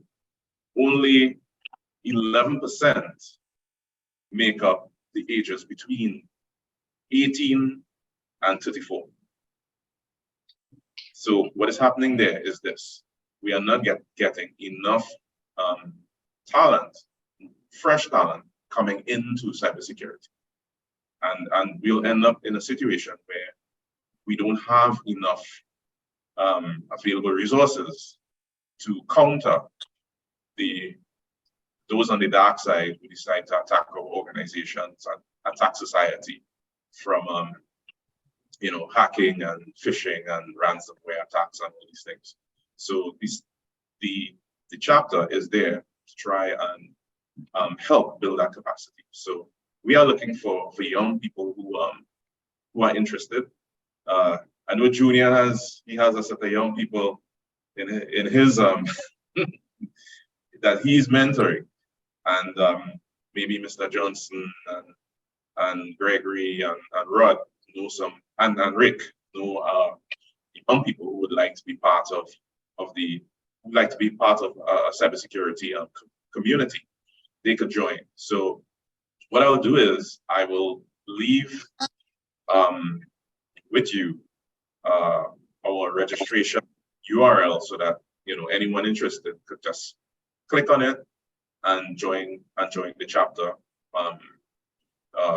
via a website. Very good. Right. Well, I thought we'd do that plug because we are but the MSS forum, and we can't be everywhere at once, and so I thought this is perfect to do a bit of promotion. I would like to thank you very much for giving us the opportunity. No, thank you for and everyone for coming. And we've had loads of nice questions and comments in the audience. Kareshma says the requirements for cybersec jobs are at least 5 to 10 years experience, which is the joke. I want 20 years Kubernetes. Businesses. Kubernetes. I know businesses do tend to project unrealistic expectations when it comes to experience and certification. And Rod says maybe I can ask if they want to connect after the forum. Yeah, absolutely. So please put your handles or whatever in our Zoom chat, but do select everyone, otherwise it just comes to us. So select everyone. Christopher, you raised a good point. Is there a Discord? No. Usually, I do a lot of Discord, but we can probably make it work here in the Zoom chat as well. So wonderful. So Rod, Junior, Anthony, Hallett, Rick, and Gregory, thanks for being such great panelists. I've really appreciated having you on. And yes, you've added new dimensions to the question of the super architect. A big virtual round of applause, and I look forward to seeing you in the audience. Thank you. It was a pleasure. Okay. Thank you for Thank you very having much. us. Thanks, Take care. guys. See you soon. And yes, thanks. Please keep those comments coming and any questions coming, because that's what sort of makes everything alive. And we're very, very pleased to have so many wonderful colleagues and friends from across the region. There we can see Anthony has his chapter link. So please do go and link up there. As we see, there are fewer and fewer barriers to working regionally, internationally. I could be based in the Netherlands, but I have colleagues in Belize. You see what I mean? I can pretty much do any combination of country I like, and it will probably work. So yes, please do add those handles in the chat, and that way we can keep the connections coming. So I said at the beginning that we have a poetic license with the term Caribbean. And so we're very, very pleased to welcome Christopher Huss, CEO, Galactic Technologies, to the stage, to the MSS Caribbean. Please keep that hashtag going. And we're going to talk the MSSP or the SMSP of the future, but with a slight twist, because Chris, you're based out of Florida, South Florida, and am I right, Miami in particular? That's correct, Miami, Florida. Let me first say I do apologize for the poor image and probably my voice. Woke up with a little bit of a sore throat this morning, and then also the internet in our office has been off for the past couple hours, so that hasn't helped either. So, but I wanted to make sure I'm here, so I got backup internet, laptop set up. As I'm sure everybody here understands, when you're in the business, you just make it happen. So you just make sure you're available, and that's where I'm at. So. But yes, we're located in Miami, Florida. That's our headquarters. We've done some work in the Caribbean previously. Part of the people we have employed are also from the Caribbean and Central America and South America. The beauty of being in Miami is we have a great pool of individuals that come here. So it's a diverse range of thought that comes out of it too. The Caribbean is definitely an interesting area. I mean, each island is different. When you're kind of working down there, I'm sure everybody from the panels that are coming up and the previous panels can kind of attest to. It presents its unique challenges primarily because of employment pools, and like you're talking about super architects. You kind of have to have somebody that has that knowledge level, just because you don't have the ability to have a whole team. You got to be able to grab whoever you can and then be able to hopefully mold them into it. But like you're saying too, the beauty of our industry is the fact that you can even go across country borders. You don't even have to physically be there, and being able to help and assist and being able to provide knowledge is something that's not bound by borders. So at the end of the day, I encourage everybody, reach out. You got to build the community outside of where you're at.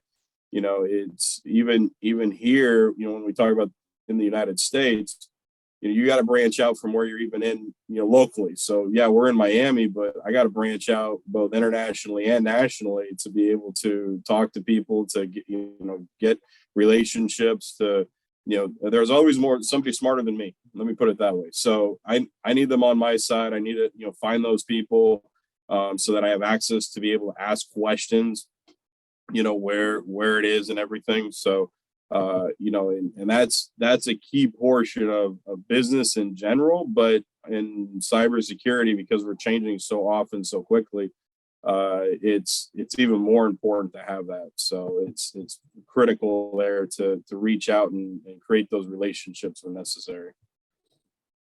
Perfect. And already we've got a question. Charles says, which islands are you currently serving? Actually, maybe that's a good sort of segue question. Tell us a bit about Galactic Technology Group. Which islands are you serving? And to what extent are partnerships possible? So we've been in business for 10 years. We're just a managed services company. Now, obviously, we incorporate security into everything that we're doing.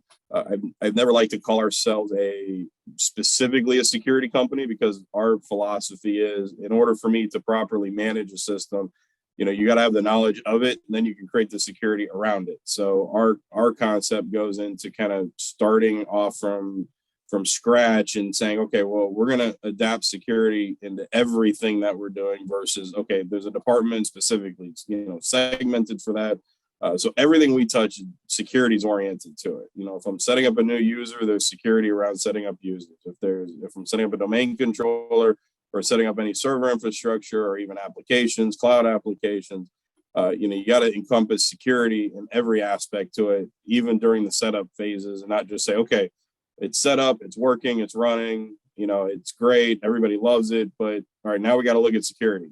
If you take it as a secondary thought, it's, one, it retroactively costs too much money, and then companies don't want to do it, because now you're sitting down going through the business talking about, well, now that we need to now that we implemented everything, you guys spent, you know, hundreds of thousands of dollars implementing this as a large company. Now we need to spend another $100,000 securing it. Like, well, why didn't you do that from the beginning? So our approach has always been security is built into everything that we kind of, you know, do. We've done some work in the Bahamas, specifically. We've done some work in Puerto Rico, which I know is United States territory, but still part of the Caribbean. And then we've got some work in St. Martin that we've actually been in talks with recently. And then I've worked with, this is kind of on the side, it's not direct because it's been through other partners, but with the Dominican Republic, we've done some work there as well. But again, talking about the relationships, it was through another partner. They had the contract. We're just kind of assisting, you know, providing knowledge and feedback and stuff like that. So. That's interesting, because when we talk about collaboration, sometimes people say, well, there's labor laws and there's employment restrictions. Yes, and we'll get onto maybe why Puerto Rico is a good gateway, because it is part of the United States. But there's more that one can do. I did an event for different parts of Africa, and we were in the DRC, and I was delighted to find out that, in fact, some of my speakers work for American companies, but they do it on a consultancy basis, and there's ways to find more collaboration. So I guess, to what extent do you feel you're part of the Caribbean, given that there are jurisdictional challenges? Well, that's the beauty of at least the fact that with everything in cybersecurity and then on the MSS side, as far as engineering is concerned, you know, there's a level of consultancy where, all right, I'm not having to be physically brought in, or I'm not actually taking over a contract. And that's usually when coming into labor laws, that, you know, there's somebody there on the island that can handle the work, but then it goes into, there might be some technical aspects that they need assistance with, or even engineering aspects that need to be done. And that's where outsourcing just those small components to it, you're not talking about bringing somebody physically in there. It's all virtual. And that's really the beauty of what we have today. I mean, at the end of the day, we're in a conference right now that's virtual, that we're bringing in people from all over the Caribbean and all over the world for that matter. You know, building the relationships, I think from a business aspect, you know, the companies local need to reach out and build out some of these relationships. And I think also companies abroad need to reach in and find companies to be able to help assist. Because I think once the relationships are built, there's a great synergy that can happen, because you don't have to build a whole business there because somebody's already doing it. And, you know, keeping stuff local and people understanding the political environment, understanding the business environment. I can tell you it's a challenge even in the United States when you go from, you know, I'm in South Florida and Miami, but then if I'm trying to do work in New York, it is a completely different aspect. I mean, you're going to get beat out by the local guys there because of the fact they understand the environment, they understand the people there. And we're still within the same country, you know, even within the same state, we have the same issues, you know, so even when you go internationally, there's a whole portion that comes into that. But when we talk about the community aspect, I can talk to everyone and have a conversation, or at least be able to assist. And, you know, I'm not trying to take anything. I'm not going in building a company. I'm not going in as this consultant for the customer. I'm going in as a consultant to the business that's providing the service. And that's something I think that can be leveraged, because now you don't have to go through all the hurdles with, all right, where's the money going to, is how much is leaving the island? Because there's a big, you know, conversation around that of keeping stuff local that ends up occurring when it comes into regulations and stuff. And obviously, and it's for good reason. You know, at the end of the day, stuff needs to be developed locally. It's not something that should be leaving, but, you know, you still have to reach out, because I mean, it's part of the industry. I think everybody here can kind of attest to that as well. As, you know, one of the gentlemen on the last you know, panel was talking about, at the end of the day, we got to build a team. And, you know, sometimes that's difficult when you're stuck where, you know, in an area that may not have all the knowledge there, you know, so it's difficult to build it up there. And I think reaching out can bridge that gap and then start generating I mean, you do go through a few jobs. I know engineers that have come up, excuse me, and learn primarily on the job. It's not some, they learn by, fixing things. They learn by, having an issue and then calling somebody else. And then they remember that and they, jot it down. So that now in the next, in their career path, they know how to fix it, and people now go, well, how did you know that? Well, because it happened to me before. And that experience level is huge, and we talk about, the current cybersecurity area is getting older, but, at the end of the day, there's a large group of, I think, younger individuals that are coming up that it's just not as formalized. So they're there, they do exist, but it's just not as formal education. It's not as excuse me. You're not going through school and learning a lot of this stuff. It's in the field kind of thing. School's getting expensive. I mean, individuals can't afford it.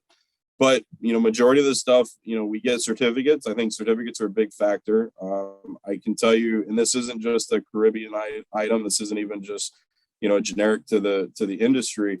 But I was listening to a talk from Congress the other day that was actually talking about employment and cybersecurity in terms of the United States government. And there are concerns because the average age for, the cybersecurity specialists in the United States government is 60 plus. So now you're like, how are you going to fill that gap? And there's talks now that they're going to say, well, we're going to drop the requirements for needing to have a 4-year degree. We're going to start dropping those requirements. We're going to start looking at people that don't have it, and bringing them in. I think that's where a lot of this stuff's going to have to go. It's changing too quickly, and you can't adapt it into a college environment fast enough either. That's a whole nother conversation. It is, and maybe I'll bring that up in the engineer panel. But hey, I did my studies. Nobody's ever asked me about my studies, by the way. Nobody, like literally nobody. I really thought they might, but no one has ever asked me about anything, right? But I can't see how any tertiary education beyond statistics, maybe, it's not hands-on enough for this dynamic environment. The certifications are sometimes maligned because they're not dynamic enough. So, I mean, maybe they are, maybe they're not. But if some people think that some of them are not, well, what hope does tertiary education have? So learning, coaching, mentorship, hands-on experience, coming across a challenge and then actually finding out how to solve it. That's the skill set, isn't it? Which I guess means that no matter your background, no matter your circumstance within the Caribbean region, it means that there's a place for you either locally or to collaborate with Miami. Am I too hopeful? No, I think that's right. I think Miami and Puerto Rico, for that matter. I think there's a lot of opportunities that are going to be coming up in that collaboration space. And that's where I think it has to come from. I think they're learning from each other is going to be the biggest thing moving forward. And somebody posted in the Q&A just now, Vincent, about experience is key. I mean, I think there's two big components coming up. I mean, I know, if you talk, from a business perspective, if you've had conversations with people talking about employment, they've talked that, the traditional, you go to one job and you spend, most of your life there and then you retire, that sort of thing, everybody says is gone. I think there's something to be said for that. I think that what needs to happen is length of time in one area with one company can help. You don't have to spend your entire life there. But what needs to start happening is people need to start spending time there and then also building up their skill set as they're there. And that's something that has to be really self-driven. At the end of the day, the company can help you out with certain items. And then you always have the conversation on, well, some companies do, some companies don't.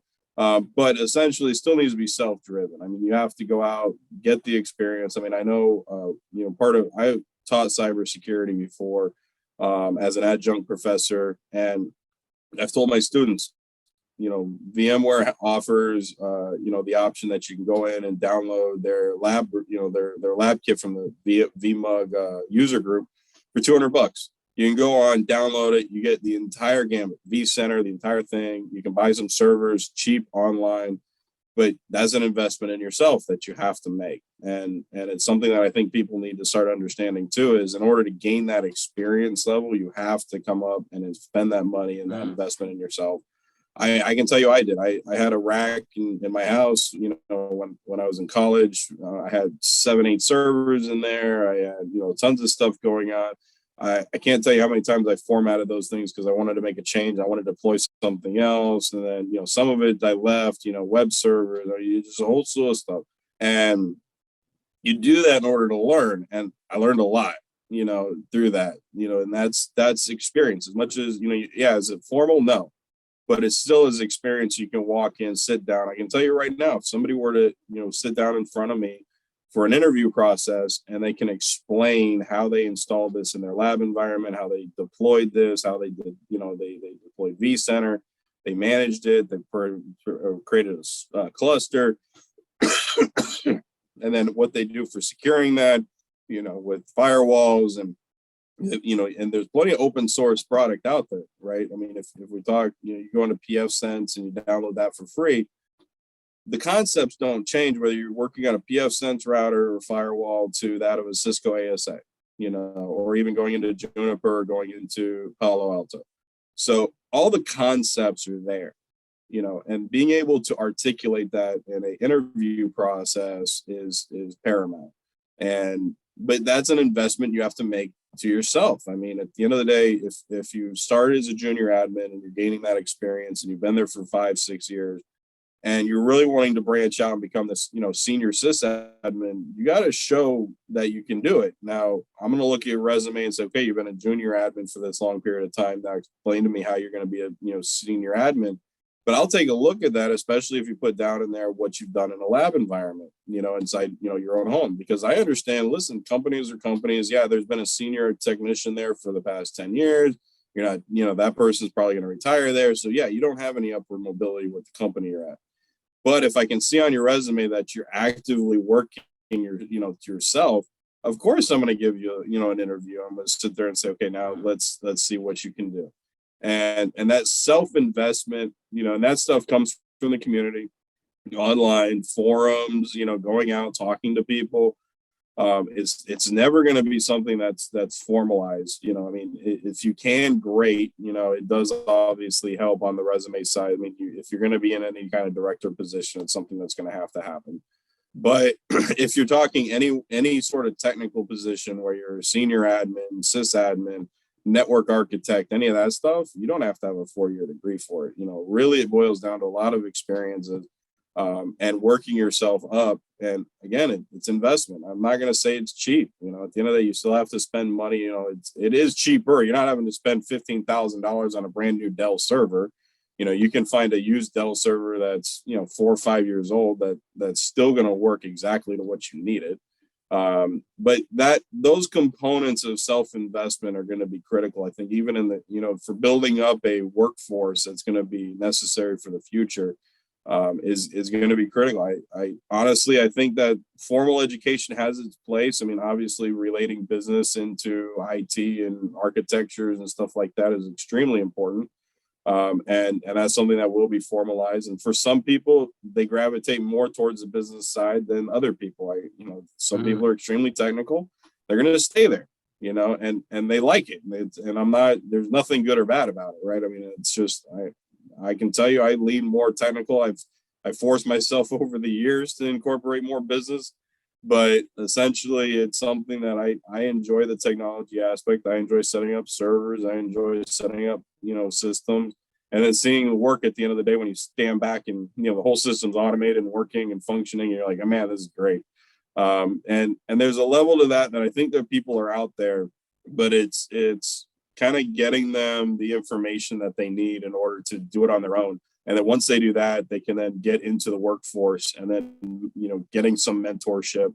And then from there, they can start escalating their career, because it does boil down to cost. And at the end of the day, I think there's a lot of talented people out there. And the big hindrance is they may be stuck because they just don't know. And I tell everybody, it's the internet's available to you. I mean, it's amazing what we have available on our phones, you know, local and being able to connect out. I mean, I don't know a spot right now that doesn't have some sort of internet access that you can get. Which we talked about leapfrogging, and leapfrogging technologies, and I think that's really a nugget, because pessimists might say, what does a 4-year degree tell your employer? Well, it tells them that you're willing to be indebted and therefore compliant, right? That's a really skeptical thing to say, right? But there's workarounds, aren't there? You can do all of your technical training, you can do the tinkering, you can get under the hood, and then maybe you do distance learning with University of Phoenix or Open University or something. And under the classification of, do you have a 4-year degree? I mean, it's not Harvard, but it works. And you didn't have to, put your children in poverty to do it. I know I'm being a bit dramatic there, but I think that might chime with some people. Now, since we have you on, and since there's a comparison between Miami and the Caribbean, Charles Smart, he had a good question. How are you managing SLA and weather-related downtime or WAN service interruptions? Because that's something that the region does have in common, weather events. Well, I mean, that's a big infrastructure problem that exists. And it really boils down to a business aspect. And it does come into really a conversation with the customer. Talking about solutions and customers and everything, you have to balance out risk that's profiled, and weather's a big risk. I mean, we have hurricanes that come through here all the time. And I'll give you one that we have several clients that we've talked about implementing disaster recovery solutions. And I can sit here, and I'm sure everybody, you understand the costs associated with some of these disaster recovery solutions. And you look at hot spots, you can look at cold starts, all these different aspects. Cloud has really dropped the cost down a little bit, but you're still looking at substantial costs to the customer, and then explaining that to the customers. Okay, what do you have? That you may have some downtime. This may impact you. All right, this weather event, let's say a hurricane as an example. The real question boils down to how much is, if there's enough damage in another area, does it really actually mean that you need to have your system online within the next a couple of hours?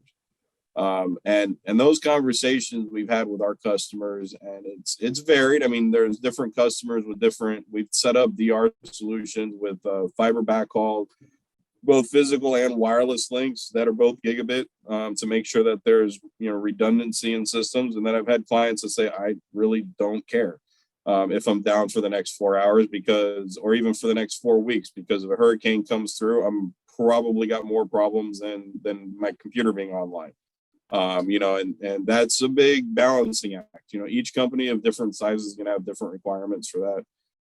I know with work that we've done in the Bahamas, obviously with the hurricane that went through recently, a lot of stuff needed to be changed, and it really didn't matter what you did. Those are major events. Smaller events can roll through, and unfortunately, I'm not an ISP, so at the end of the day, everything I'm doing for my customers is going to be managed. And I'm at the whim of an MSP or an ISP. So if the internet goes down, the internet goes down. I can hook up other links. I can hook up satellite links. Starlink has been great. It's still being deployed. So I know most areas still don't have it, but items like that are coming up. I think in the near future, it'll start getting a little bit better. But I don't think those conversations never go away. As far as downtime is concerned, I think they'll always be there. I even have colleagues, because they're not my customers, they're actually colleagues of ours that are in the Midwest. You get snowstorms that roll through and you're down for a month, and that's just because there's no service, period. The fiber line that was going into a community that's servicing the entire community is down. You're down until they fix it. So they exist everywhere. It's something that isn't just plagued to the Caribbean. I think it's something that is a larger issue, and it does actually. And I can sit here for a while and talk about infrastructure. Infrastructure here is failing. I can't sit here and say that our infrastructure is top notch and you got the best infrastructure on the planet. We still have copper lines that are failing.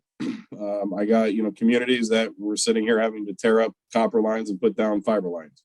So, it's one of those things that it's always a moving target. It's, really a conversation with the customer and conversation with the business portion and figuring out the solution. That goes back to the conversation about, you got to build the solution for the customer and what their needs are, what their tolerances are. Cause I can either I can have all the data backed up and the data is safe. And I tell all my customers the same thing. If you're worried about data being available, it's safe and it's available.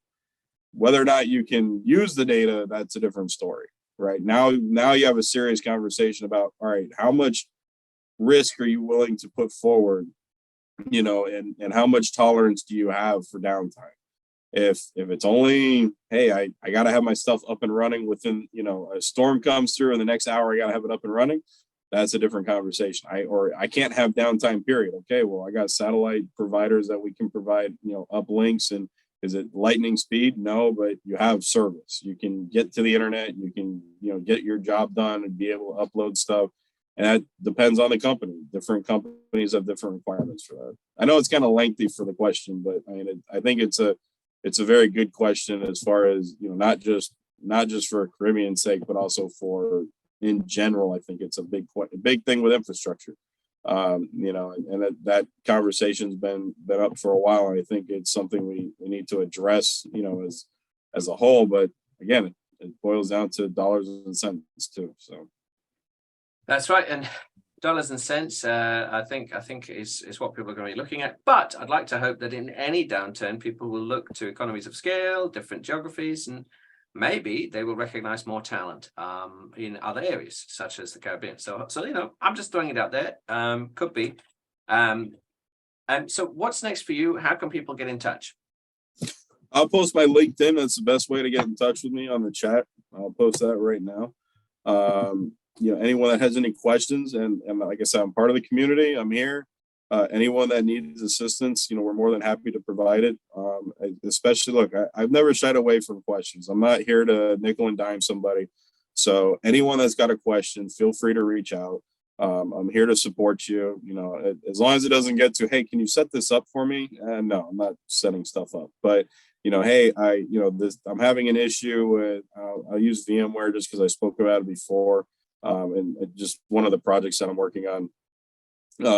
Look, if anybody has questions, kind of generic, I can post it out, and then obviously I got colleagues that I can call on too and see about getting an answer, forward it over, depending on how willing they are. But I'll link anybody together and try to help out as much as possible. And I think that's the biggest thing. The one thing I love about the community as a whole, the cybersecurity community. When I was teaching, we actually had several experts that we just, hit up on Twitter and said, hey, would you mind coming down, having a chat with our students? One of them just happened to be in Miami. She was the lead vulnerability expert in x86 processors, or is x86 or ARM processors. I can't remember which one. But, at the end of the day, more than willing to come down, and that's a part of the community. At the end of the day, everybody is really, really wanting to help each other out. Anyone that's got a question, like I said, feel free to ask me. You're not gonna get a bill from me, but and then if you said, hey, I really need your help, to be able to do this, I have no problem. If you want us to put a scope together, that's separate. But I'm not trying to do the plug, even though I do have the logo up there. I'm not trying to do the plug or anything like that. I'm really here to help. I'd rather see you grow over it.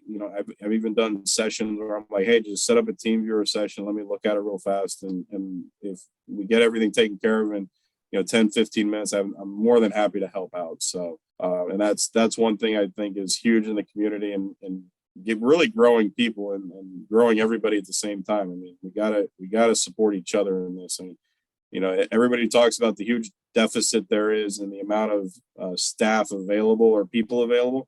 But we got to band together and work together on this. So, which is hopefully what we can leave as a bit of a legacy from this year's MSS Caribbean. I know we have the virtual MSS Miami later in the year, and I hopefully will see you in person in Alexandria on the 11th of May. So hopefully we're still on for that. Yeah, if anyone wants to join us, of course, you can see the full roster of events, but 11th of May in person, Alexandria, Virginia. We're going to do it. So, Christopher, thank you very much for being such a great panelist. Lovely coming on and exploring, I suppose, that wonderful local community, and that maybe is our good ask. Well, Yep. Thanks very much. Let's give you a big virtual round of applause. I'll see you in the audience. Thanks very much. Thanks, Christopher. Thanks, Charles. Nice comments. Please keep them coming. And yes, Anthony said experience is probably the most important factor, but often the least considered when compared to qualifications and certifications. And yeah, no, I mean, maybe I was doing a little bit of tertiary degree bashing, but can it be as dynamic as hands-on? Who knows? Lots of questions we can look at. Right, now let's bring back a previous panelist and a new panelist, because we are going to be exploring how special one particular part of the region is. So let me bring our panelists up, and then I'll give an introduction. We're live at the MSS Caribbean. Please use that hashtag so we can find what you've posted. And we're having a spotlight on Puerto Rico. We are very pleased to be joined again by Nitza Santini, Director of Business Operations at Lenovo, and Vincent De Hoyos, Information Security Director at Alpine Health Technologies. It's lovely to have you back. Have you enjoyed the day? Wonderful. I think the topics and the panelists have been really good.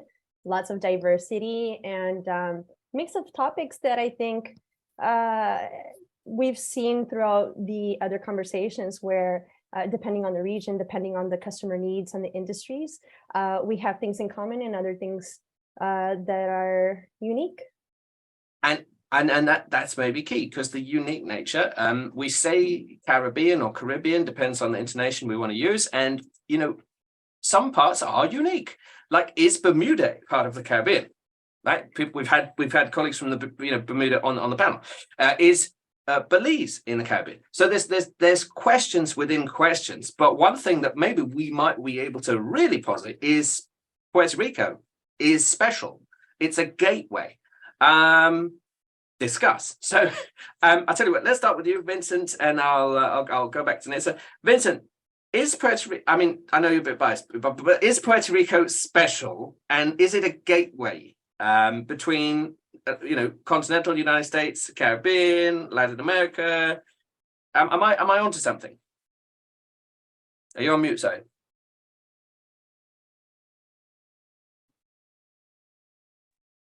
Yes, sorry, I was on mute. Yes, we are a gateway. Especially one of the things is we are the language with South American and Central America. Okay, that's one of that's why we are a gateway for them. Also, we also have a telecommunications company. They use Puerto Rico as a hub to those countries too.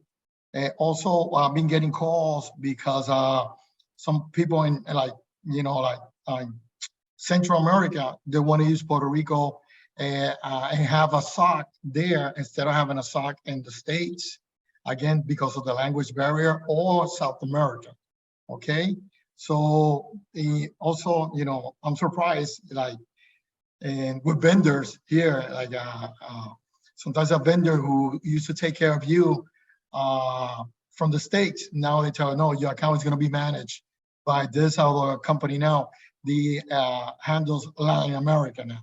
So we are like a gateway for sure for those types of works, hubs, telecommunications, SOC services, and again, also the language helps us be in that gateway. That is very important, because there are other Spanish-speaking Caribbean islands, and there's Dutch-speaking ones, but the language is really important. But Nitza, I wonder then, when we talked about, well, could a given Caribbean island do business with the United States? Well, we always come to, well, not directly employed, but maybe as a contractor, and maybe as a, Puerto Rico doesn't face any of those challenges because you're part of the United States. So I wonder, can you bridge the gap? Can you do business with the Caribbean in a way that maybe Texas cannot?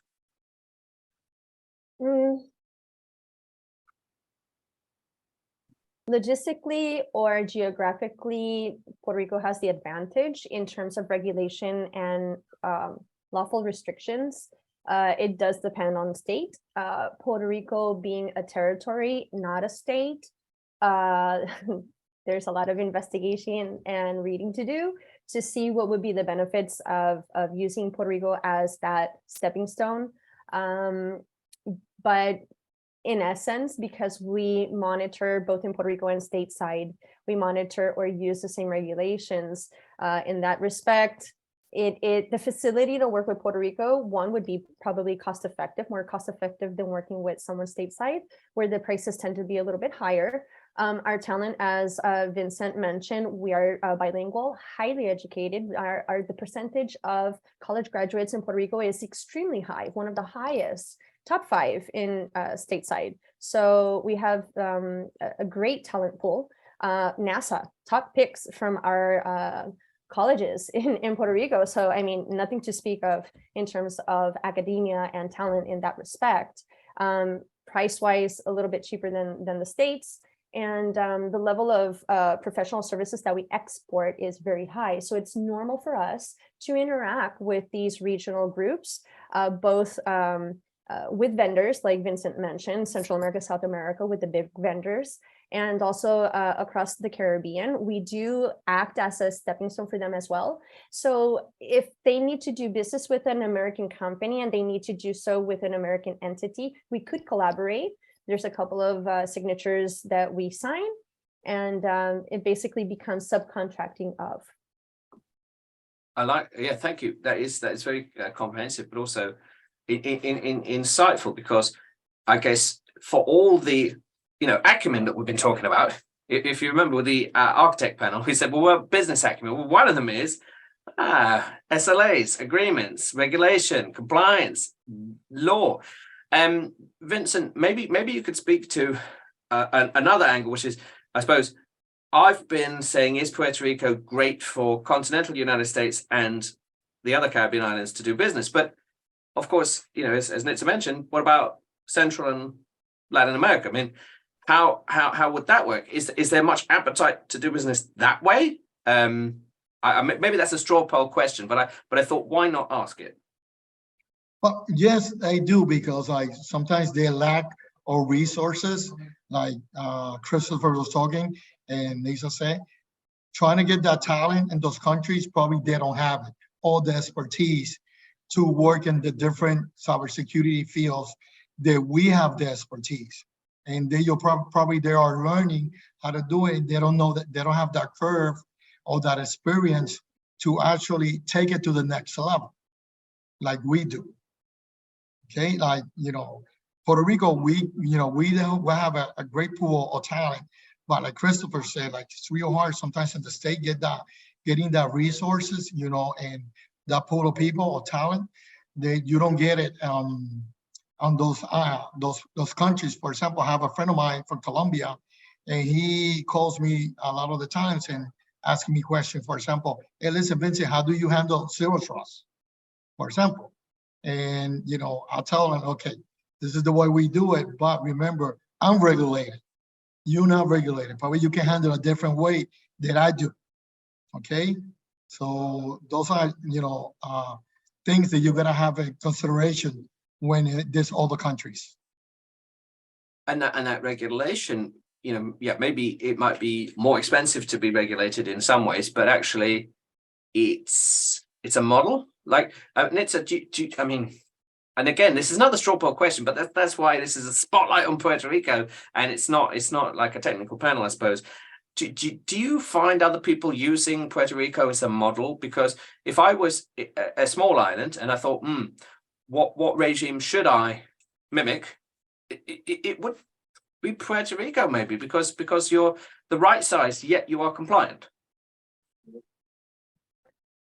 So I would say that maybe this is more of my point of view. So I just want to do that parentheses. I don't want to sound like Puerto Rico is in a better place than other islands. Puerto Rico is in a better place than other islands because of the relationship with the United States.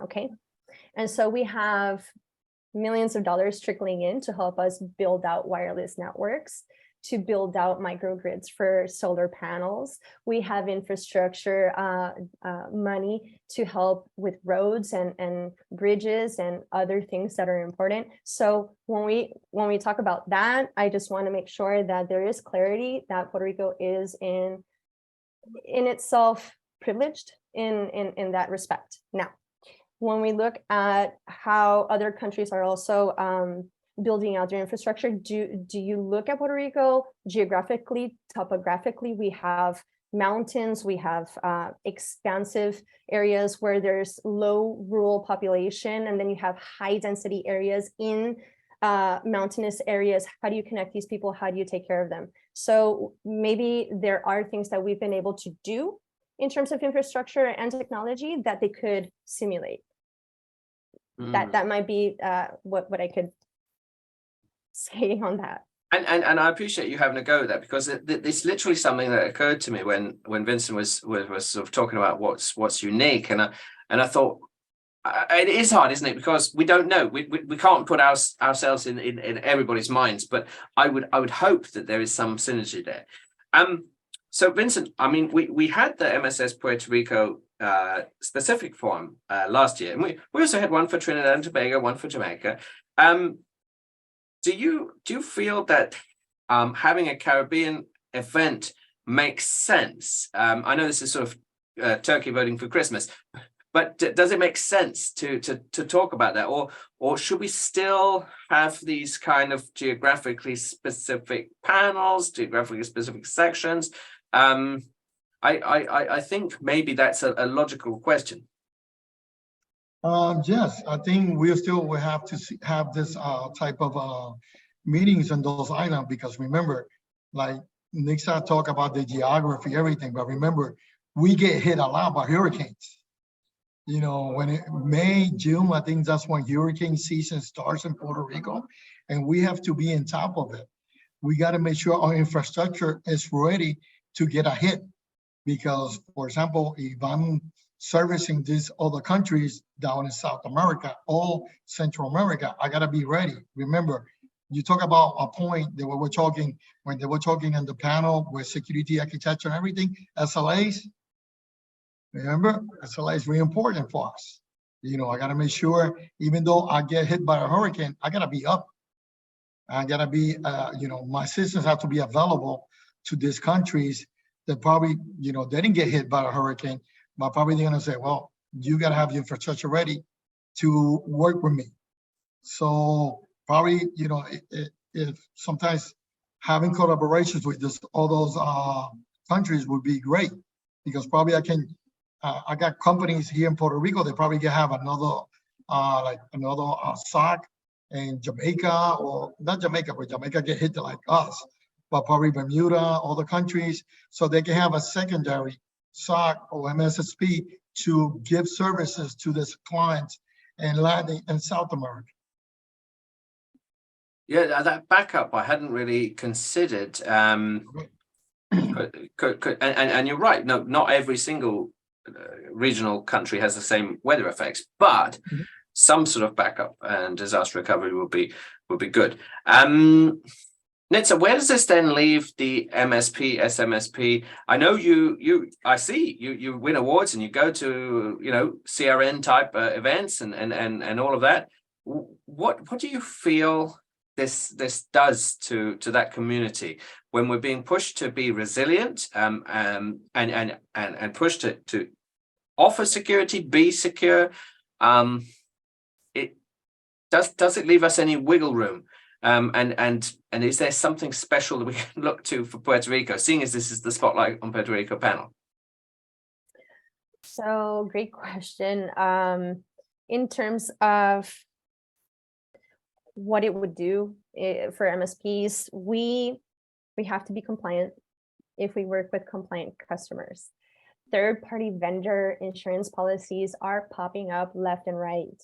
This is something that we cannot avoid. So being in this industry, if you're gonna roll out a business or continue in this business and you're thinking about going into managed services, outsourcing those IT services, cost your operations, you really got to understand the numbers to, one, comply with your customers, qualify their expectations, but also internally apply them. And third, make sure that you are just as protected as your customers are. It is a requirement.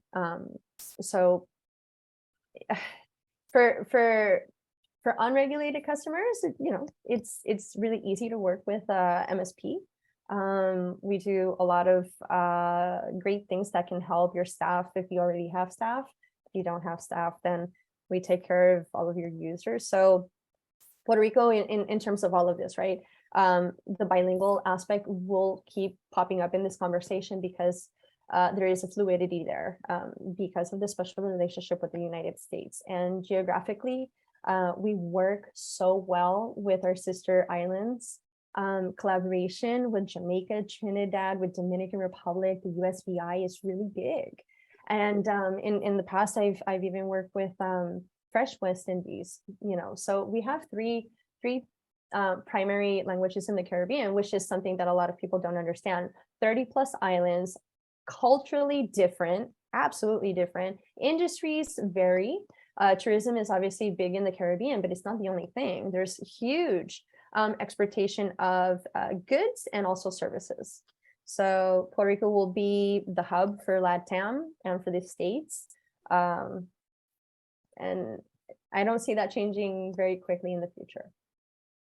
Well, I've got to do an in-person event down there. It's going to be great because I know that the colleagues in Miami are well up for coming to Puerto Rico like that. I don't know if you remember, we had a moderator and he's like, "I'll be on a plane." I was like, "No, it's virtual." But he was well excited about coming to say hello. Right. So Vincent, where does this leave us? What do you think we can hope to achieve by the end of our, albeit short, event today? But you know, we'll have finished. We're thinking about the end customer, third party secure relationship. Are there any places we should hope to arrive at? Well, again, like Lisa said, we're not trying to say Puerto Rico is the best here. You know, we are humble. You know, a humble island here. But you know, like Christopher said, we are willing to work with other countries. Miami, we work together with them. Other islands in, you know, in South America, the Caribbean, Trinidad, Bermuda, other companies. You know, you guys can, you know, contact us. You know, Nick and me through UFILM. You know, we are more disposed to work with them together, and if they want to have something here, as well as like we want to have that backup plan in their country, they're willing to come here and talk to us, or we can, and you know, lead them to the right person or right phone number they can call in case they want to set up shop here. And also, like if we want to do that backup plan that we talked about and the island, you know, if I can get it. Anybody that, you know, is interested, they can contact me too. Okay, or Nixa. I believe Nixa would love to have that also there. Love it. Well, please do put your profiles in our chat. And yeah, that's kind of what we're aiming for. We're aiming for more collaboration and more contact. It's good for everybody, isn't it? Because let's imagine we did an in-person event, then everyone would want to come to it. So you know, it's all building. It's all building up to events. Nitsa, thank you. Vincent, thank you. Lovely having you on. Thanks for doing a slightly different type of panel. Let's give you a big virtual round of applause. Thank you very much. Thank you. Pleasure. Thanks very much. I'll put you back in the audience, and I'll see you soon. All right. Have a great afternoon. Bye. Bye. Bye. And I'll just put Vincent's email in the main chat. So if you are chatting, please do select everyone. Otherwise, it just comes to me, which is absolutely fine if that is your intention. Somebody asked me a while ago, hey, what about a recording of this session in case I can't make it? So let me give it to here. I'll put it in the chat. Our YouTube channel is a bit of a labor of love. You'll see we put a lot of very interesting segments ranging from quantum computing and your MSP through to physical security and geographic considerations and the human factor as well. So I've put our YouTube link down there in the chat. Wonderful if you could subscribe, because that's another way of keeping in touch. And you know, let's say, I mean, we did a Brazilian, it's in Portuguese. We did a Brazilian event in Portuguese, but I'm sure when we come to do a Colombian event, you know, there'll be Spanish speakers that want to see that, and lots of great things to play for. Also, if you would make a post on LinkedIn or Facebook or Twitter, please do use the hashtag MSS Caribbean, just so that we can see what you posted and support it and boost it. And yeah, exactly. That's what we're looking for. Right, now we're going to have a truly mega panel as we look at again celebrating technical acumen. As you know, we've had actually quite a few people join even in the last 30 minutes, which is, I mean, very heartening. So you are very welcome. We are combining an end customer third-party security community, and we are looking at the way to improve the engineer architect on the end customer side, and the third-party MSSP, MSP plus S, MSSP, lots of acronyms on the third-party side. So let me bring up our panelists, and then I will give them a fantastic introduction. Let's have a look.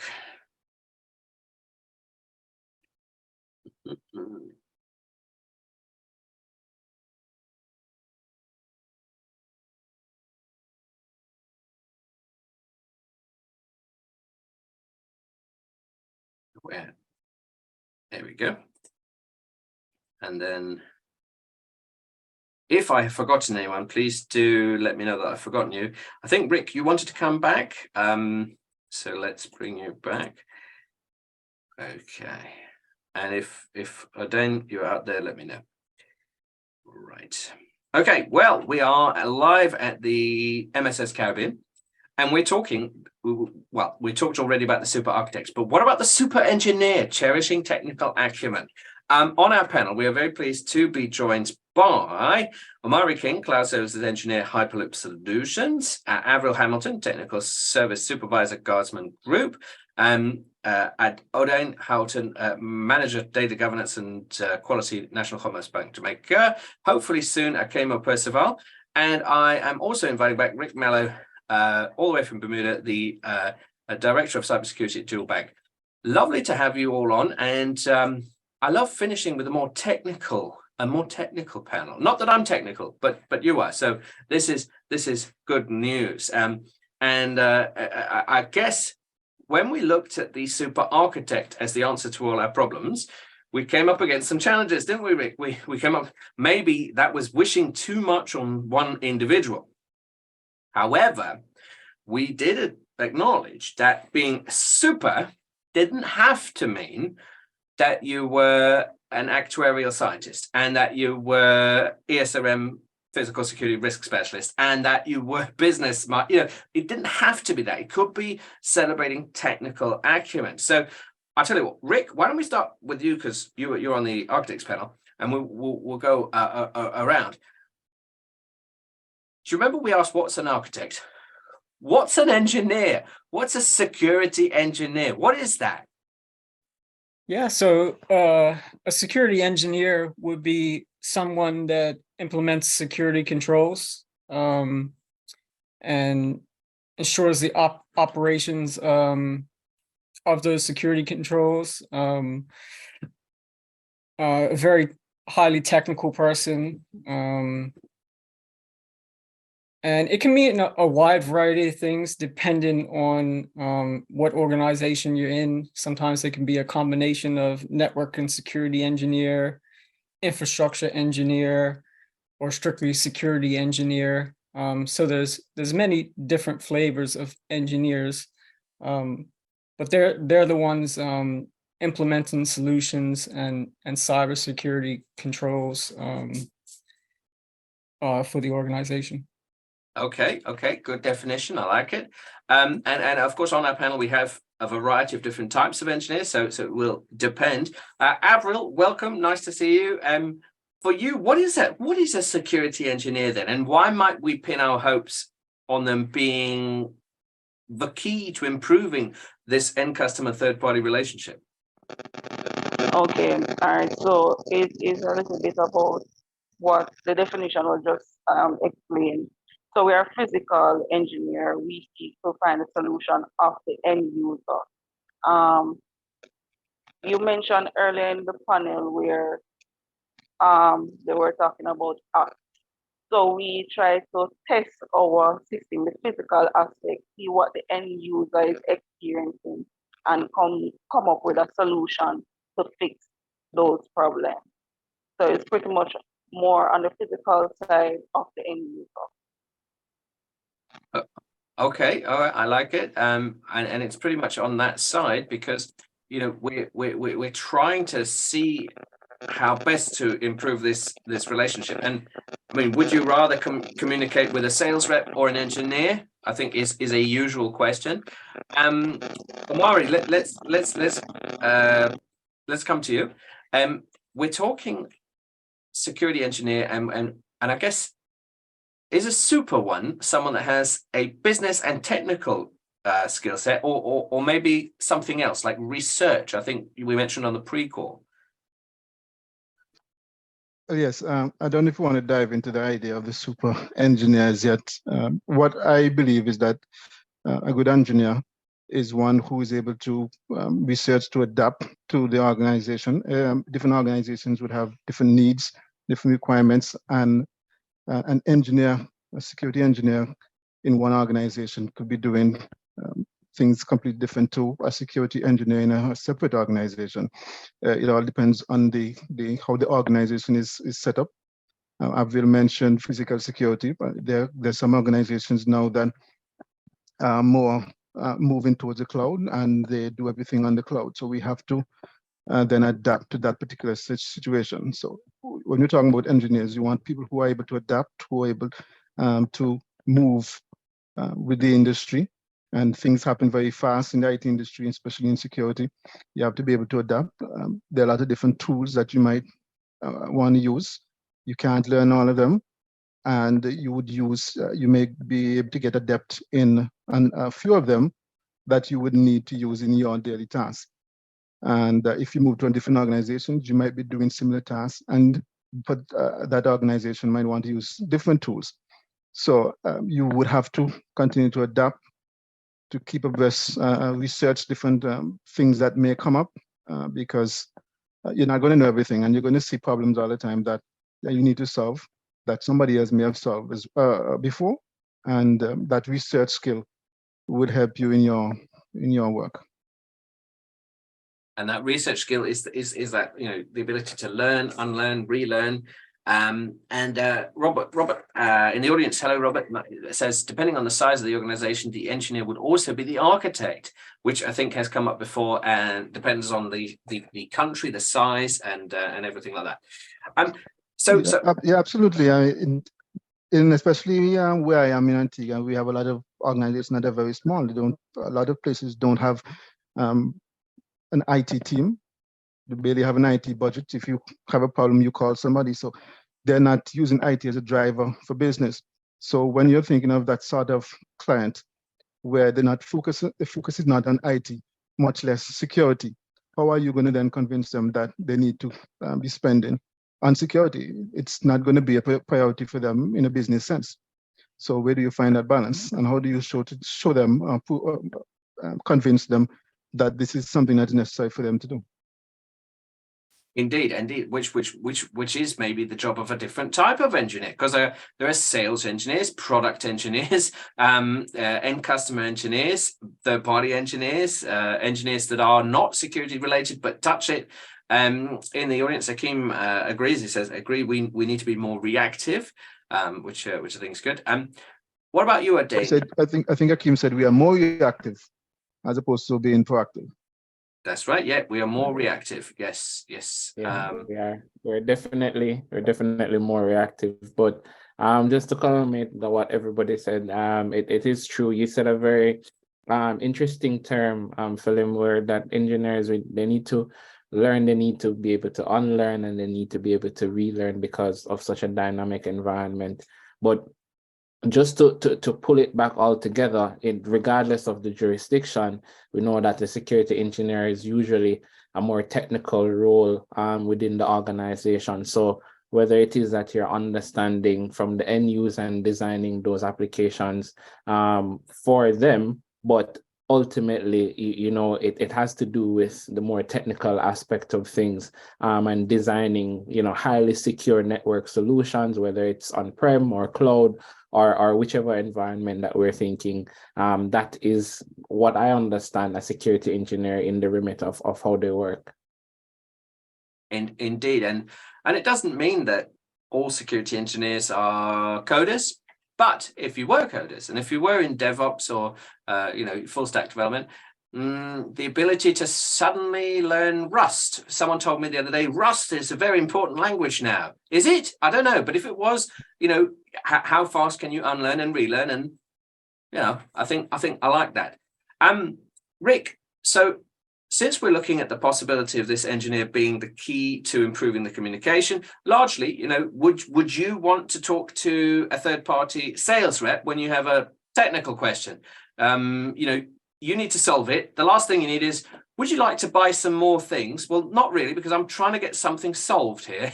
I'm hoping that this engineer is important, but when we look to a super one, if there are super ones, and remembering the burnout question, I know the burnout question from the architects, is what makes an engineer super the ability to master technical and business, or is it that they are very, very technical? Yeah, I think a combination of both definitely helps.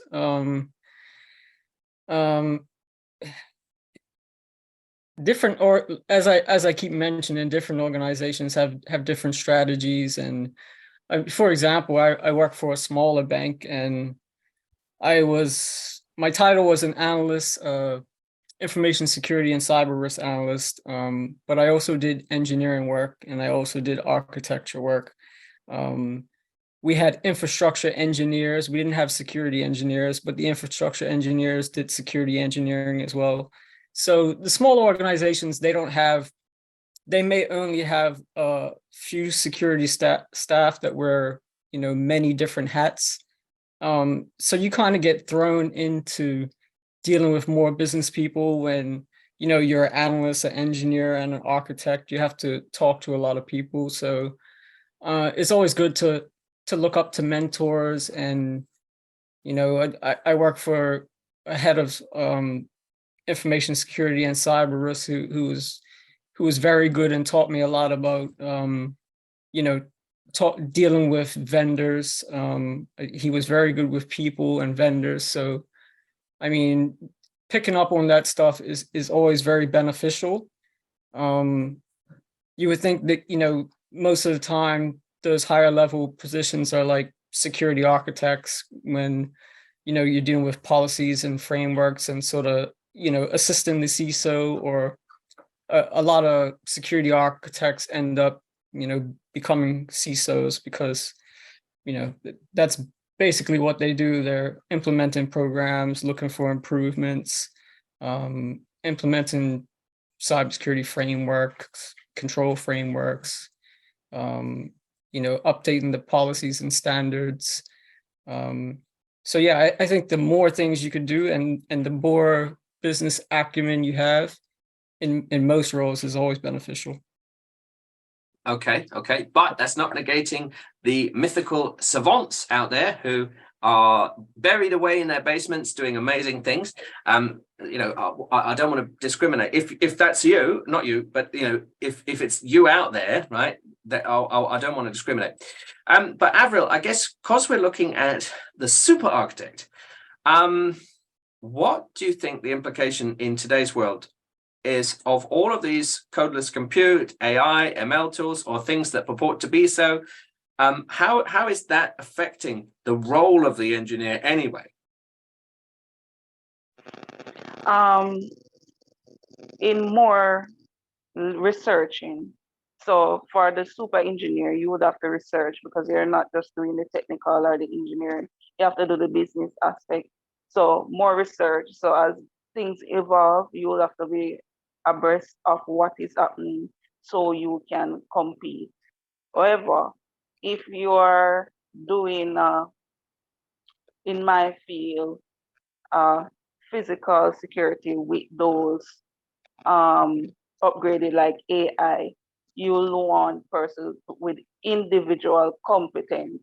So you will just need just the architect, not just a super, because you will have to give their skill set as part of the compliance rule. So the person with a particular skill set only, not the super, it won't go with the compliance. So in some aspect, yes, for super architect, in others, no, based on compliance. Which I guess brings us back to a debate that we've had previously. Does it make them super, or does it just make them do their job? Is it literally the base standard, or I don't know. Let's throw it to you, Amari. I guess the promise of some of these. Actually, let me preface it this way. When I put a question out online and I said, "Oh, what's the future of the engineer?" and I said, "Well, the future is automated," and then engineers did not like that answer. But the promise is removing mundane work. Apparently, what are your thoughts, Amari, on the implications for this engineer role? Automation. Well, I think IT is about making your life easier, and if you can automate tasks, why not? You as an engineer, I mean, there are always going to be things that you have to analyze manually as a human being. But if you can use IT to automate the mundane tasks, the more difficult. Imagine in terms of looking through security logs as a human being, and you're seeing lines and lines of, after a while, it would just look like gibberish. It becomes very difficult to do that, and that's something that is very simple for IT, for a program to run through and analyze and summarize for you, the human, who would then be able to use your own analysis and try to determine what it means. So automation and AI and moving to the future in that sense is not something that I would see as something that we need to be afraid of. I think it's something that will be able to help us. And these are all tools that we as humans will be able to use. So why would you want less tools or a less efficient tool to do your job? Yeah, because it could make you super. I know it could make you appear super. I am wedded. I know I'm wedded to this idea of super and the idea that it's. But the reason I like the idea so much is because some people have argued for an engineer to get promoted, because everyone needs to get promoted. You know, I'm sort of playing a role that you see on the YouTube motivational videos. But the way to get promoted is to ditch all your technical acumen, and now you know business, which I think is a caricature of business anyway. But I'm asking this question because I think maybe we should celebrate it much more. Rick, what are your thoughts? Are these AI ML tools going to make an engineer super? Yeah, I just thought I'd add something to what Omari just said. You know, obviously with Chat GPT being a big topic nowadays, and I don't know if any of you guys have seen Microsoft just released the security copilot that uses natural language to help with security investigations and stuff like that. So I totally agree with Omari. I don't think we should be afraid of it. A lot of people think it's just going to replace a whole bunch of jobs, but I don't see that to be the case. I just seen it, you know, making our jobs a bit easier in different fields, because that was just an engineering example with the Microsoft Security Copilot. But you know, I've been playing with Chat GPT a little bit as far as like management type work. So I asked it to write me a cybersecurity strategy document in slide format. I asked it to include the NIST cybersecurity framework, defense in depth, least privilege, CIS controls version 8. And it wrote me a very good outline of a presentation with topics. And then I could go down to each bullet point and ask it to write me a paragraph on that. So if you look at how long those sort of documents take to write from scratch, like strategy documents and stuff, saves so much time, and it's actually quite impressive on how good it is and how quick it turned it out. But yet it's not replaced you. It's augmented you, which I like that sentiment. Avril, you have your hand up too. What are your thoughts? Okay. You mentioned about costing versus their job. In our company now, that's the step coming April 1st with AI solutions, where we're going to replace most of the physical security guards on location. So, for example, in some areas of our call centers, you can't carry your phones or stuff. So instead of having the physical guard who will check, now the system, the cameras will tell and indicate back to the monitoring station. So that's something that is going to drive in Jamaica all cutting back on physical security. So indeed, it will cut back any way we take it.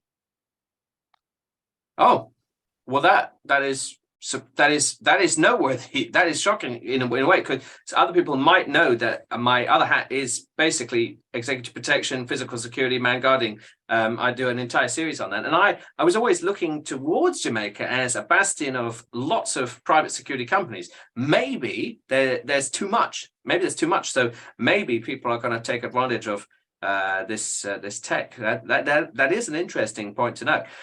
Dane, let's come to you. What are your thoughts on all of this? Following up, I agree with everybody. It's not something that we should be afraid of. There is with ChatGPT and everything that's happening within the space. ChatGPT is phenomenal, by the way. I use it right now to write some code. It actually, learning how to do, because I'm studying blockchain technology, and there are some work packages that I've asked ChatGPT to help me with. So the space is there for us to utilize, and why not utilize it? So there's a huge optimism around AI and machine learning right now, but I understand the uneasiness that's also within the space, because with all of this innovation, and with all this AI and machine learning, it also opens up the other side of tech that we don't normally look into, which is the devious and the illicit side of things. It also makes things easier for cyber criminals, machine learning. It also makes things easier for hacking. So it makes the job, although it creates super engineers, it also creates super hackers. It also creates super, you get what I'm saying? So I understand it from that perspective, but definitely the technology is here. It's something that we should be using. In my organization that I work for, we have a mantra of being digital to the core. So a lot of our processes are now being automated. And that's the direction that we're going to ensure that we get away with manual processes. And most of the things that we're doing at the bank now are either automated or on that journey to become fully automated, because the technology does make your life a lot easier. So why not utilize it? And that is a good point too. Like if it's making you super engineers, there are super hackers out there too. I think that's a good point to dwell on. In the audience, Robert, hi Robert, says there will always be an engineer role to analyze and think out of the box to troubleshoot where a computer or AI can only work within the parameters they are programmed with for the moment. Anyway, Carlene says, what about compromising these automation systems? Absolutely. Now, Colin, you've got a good point. I don't know if anyone else knows a particular company that loves to say, my entire system is AI and it's a great security platform. Probably people have encountered that. The standard sales objection handling technique, I don't know if it's happened to you. If anyone says, can I see the API? they say you wouldn't understand it. Which I think, it's partly, yes, you don't want to compromise it. Partly you don't want to reveal a secret source, but partly it's like, well, if you're talking to an engineer or a super engineer, maybe the engineer is the last bastion of sense checking within a company when evaluating automated tools. Throwing it out there. So yeah, Rick, maybe then that is the key. Because whether or not an engineer is super because they're technical or they're business, are they super because they're basically the chief sense checker, the last sense checker? Yeah, I mean, they can be, and it depends on people's experience, because as we mentioned, there's many different type of engineers, even in the security space. So application security engineer would be more application focused, would have some development background, and other engineers may have taken a different path, going through the infrastructure and networking path, and may not have the knowledge around APIs and programming. So I think it depends on the person's experience. As I said, there's opportunities to pivot and learn, because I think nowadays, if you get into cybersecurity, you got to be somebody who wants to continually learn, and that's been part of my journey throughout IT. I always like learning new things. I think I'm addicted to knowledge and certifications. Costs quite a bit of money while you're paying for it yourself sometimes, but it always seems I try to pick things that add value and can make me more valuable to the organizations that I service. Which is perhaps a good yardstick if you're trying to do business across borders as well, because you might be a genius, but if you don't have paper or reference that goes, this person's a genius, because there are critiques of some of the qualifications that but I don't know, Avril, what do you think? What kind of qualification regimen would make this super engineer? Or is it literally they are super, therefore they do the icing on the cake qualifications? Which way round do you think it would go? I believe with the paper. I mentioned with certain solution that we are implementing, it is the compliance. So the paper. So for us, if we are bidding for a certain solution, we have to say, oh, Rick has this qualification on paper, and then the experience after. So they're not looking at the super, they're looking for the paper. So really and truly is the paper that there is the first and foremost. I guess then does who's super depend on whether or not it's a hiring manager or HR? I mean, I'm being a little bit facetious there in a way, but like a hiring manager would certainly know what we're looking for. Omari, let me ask you then: Do you think the push towards I want to see all these certs on a piece of paper is more because maybe HR doesn't understand what they're hiring for, whereas a hiring manager would definitely know? Yeah, I think so, quite an extent. The HR can only work with what they're given. They're not going to be experts in a particular field. So if you're asked to weed out persons by a particular criteria, you're just going to go along with that. And there are a lot of persons who are able to stockpile certifications, and they are valuable. But the thing I find with it is that if you're not able to kind of utilize what you're learning on a day-to-day basis, you'll find that over time you would lose a lot of the knowledge. So while you're stockpiling these certifications or the qualifications, it's important to actually be able to demonstrate that you can actually do what it is that the certification is saying that you're doing. And how are you going to do that? You might be in an organization, or you might work for a company that doesn't allow you to use those particular skills. You don't have and also a source, a way to demonstrate those skills within that particular organizations. You may have to seek other ways, maybe your own lab, home lab, or maybe some other organization or something else that you can do to demonstrate that you are actually able to use those particular skills. Because I think even if you have the certifications, which would get you a look in, you will get your foot in the door. At the end of the day, you have to be able to show that you can do the work. And as we talk about certifications, there's also value in higher education in terms of if you're going to pursue a bachelor's or a master's degree. And I think there is value in both, but in a different sense. For example, if you're going to look at the master's route, I find that the master's, getting a master's, it helps you in terms of that research ability and that writing ability in terms of writing technical documents, whereas a certification, I don't think would focus as much on that aspect. It may focus more on the hands-on aspect of actually doing A, B, C, whereas the masters might kind of try to give you a little more theoretical knowledge.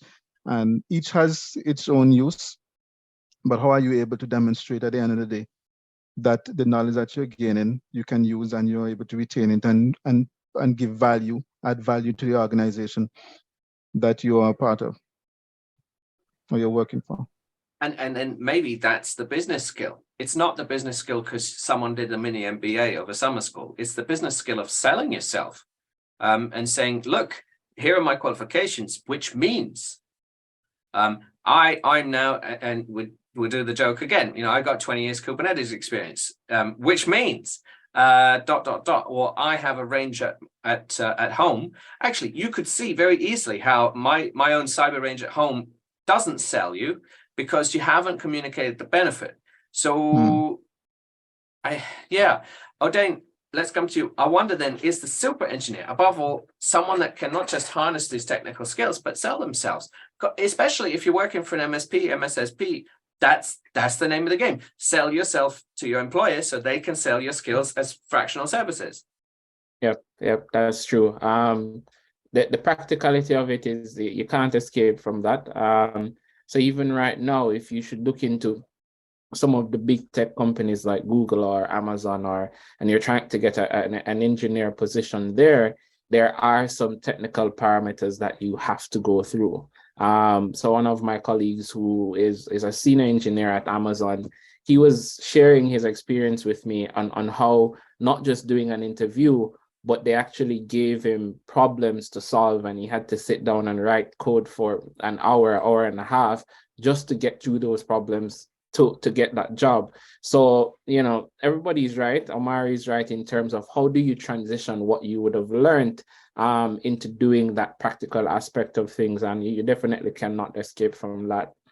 So yeah, those are my comments there. You have to learn how to navigate the space. You have to learn how to transition those skills into actual practical things and get it done. But also, not only that, there are other things that you have to involve, such as certain skills, certain soft skills, interpersonal skills, certain business acumen skills, and how all of those translate into you becoming that actual super engineer. So that is interesting, because when we did Rick, on our architect panel, we did encounter lots of people saying, please don't tell everybody about this idea of a super engineer, because it's actually it could cause burnout, or it highlights the burnout that these engineers face. And I thought it'd be a rather nice thing to raise, to say, you know what, CISOs have a target on their back, so the logical person that's actually remaining in charge is the architect. But I didn't appreciate that. So Rick, do you think that we're really at the better level? Because if an end customer phones up their third-party service, it's going to be an engineer-on-engineer dialogue, isn't it? Yeah, I mean, I guess it depends on the arrangement, who your customer support rep is, and maybe it's their job to put you in contact with the right person to help you with your needs. Yeah, and you know, as we did say, in today's climate with you know, certain companies not wanting to spend money on cybersecurity, you know, there's security professionals performing all sorts of roles, and you know, I've been in that position myself, and it's not fun year over year, and you're just busy all the time, and you never have time. You're always behind, right? And you're always playing catch up, and until you finally get some help and you know, get a little bit off your plate. But it always never seems to be enough, because especially when, you know, companies are going through digital transformation and there's lots of projects going on, and they don't realize, okay, well, you need security expertise on those projects because you're introducing new solutions. So it's a very tough thing to balance for a smaller organization that doesn't have the big budget. So you have to be smart about what you can do. And then when you throw in regulatory compliance, you know, here in Bermuda, we have an operational risk cyber code, which is very prescriptive. It's, you know, pretty much follows in this cybersecurity framework. So there's a lot of things that you have to, you know, that the regulator wants you to have in place. You know, control, monitoring, board level oversight, using a control framework, monitoring your controls, risk assessments, the whole nine. So it ends up being a lot of work. And you know, that oversight just came into play last month in Bermuda for banking, trust companies, other fund administrators. So there's a big push for getting cybersecurity services right now because of all the added regulation. So that actually helps, you know, consultants in, you know, in the Bermuda region and around, because there's all these smaller companies that need to be compliant, but they don't, you know, lots of them have outsourced IT providers. They're maybe only 10 to 15 people in their company. So they need to find the right balance to get everything done and not break the bank, right? I mean, if you only bring in so much revenue, you can't spend a big chunk of it on cyber.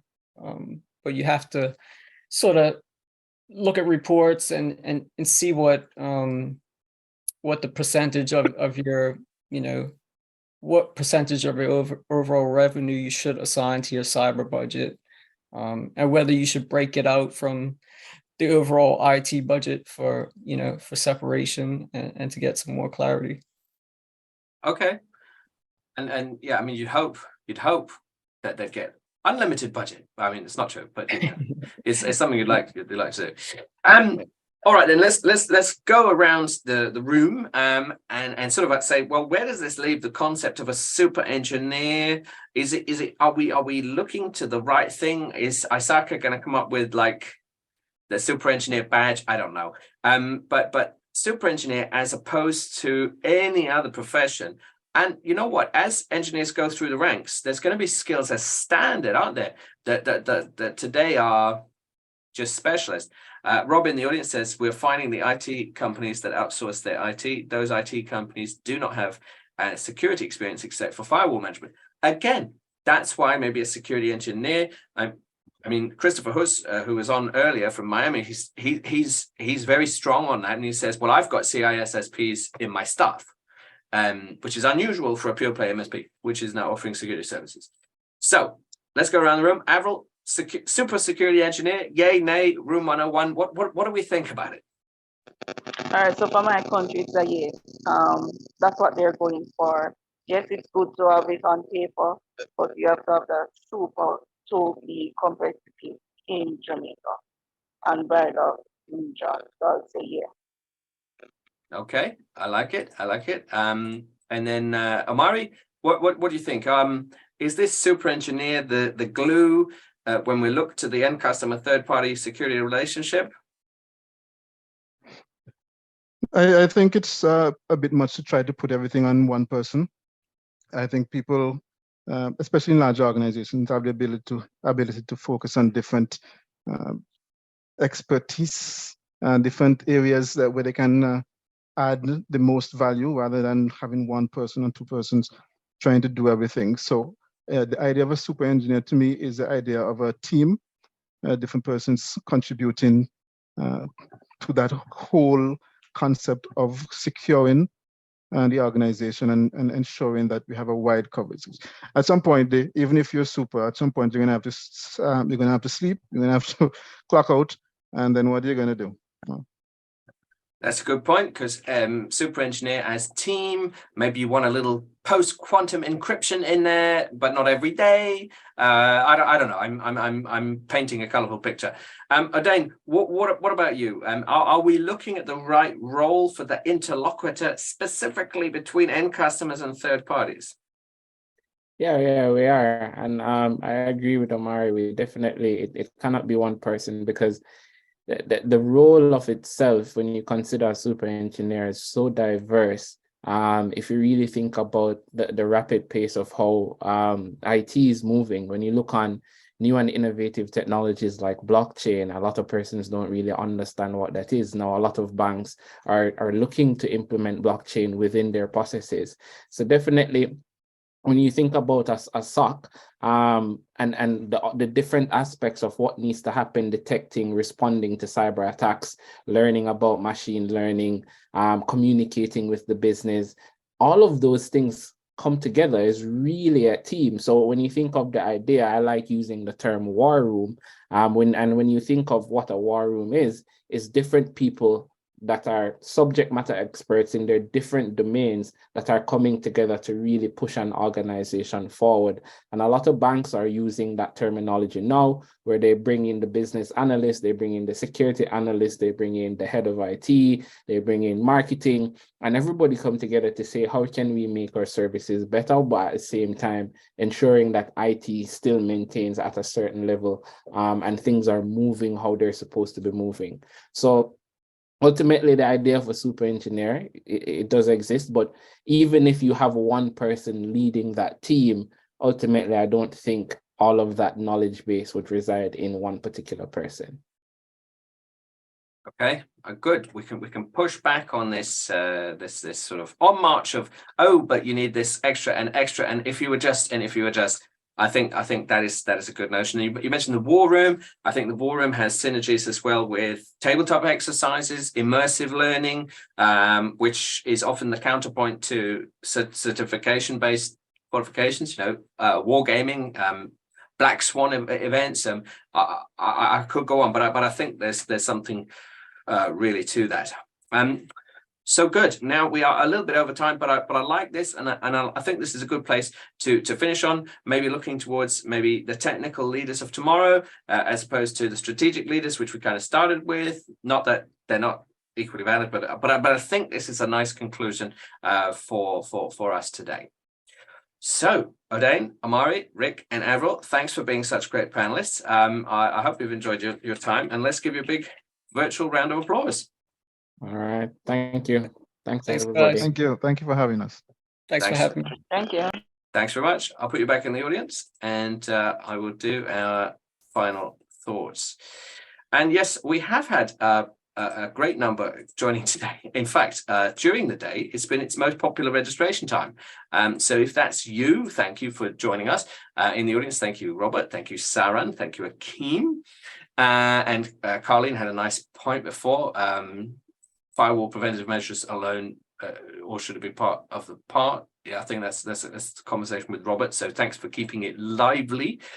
If you did join, and I know there's a couple who've just joined, and you're saying to yourself, oh no, I'd like to see the rest of the event. Have no fear, because we do have our YouTube channel. It is, well, specifically ours, it's mine, I suppose.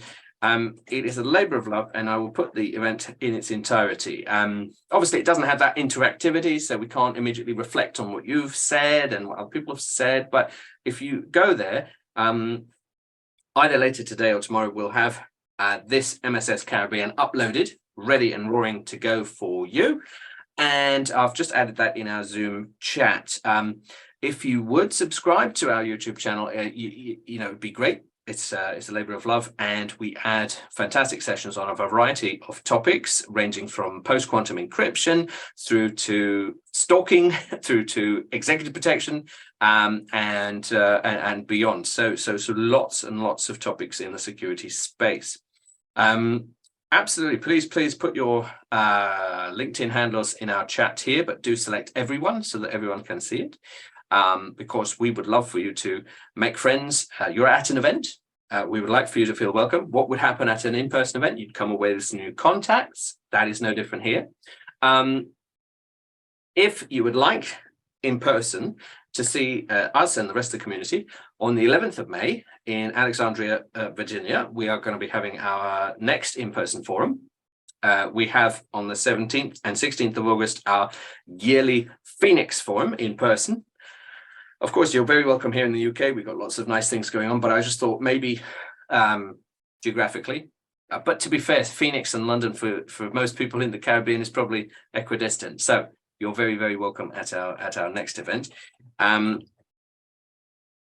let me put our event schedule, because you'll see here our event schedule. We've got virtual and in person. Virtual is super easy. In person, you're very, very welcome as well. And yes, of course, one would hope that we will come to Trinidad, Anthony, and Tobago for our in-person event at some stage. That would be amazing.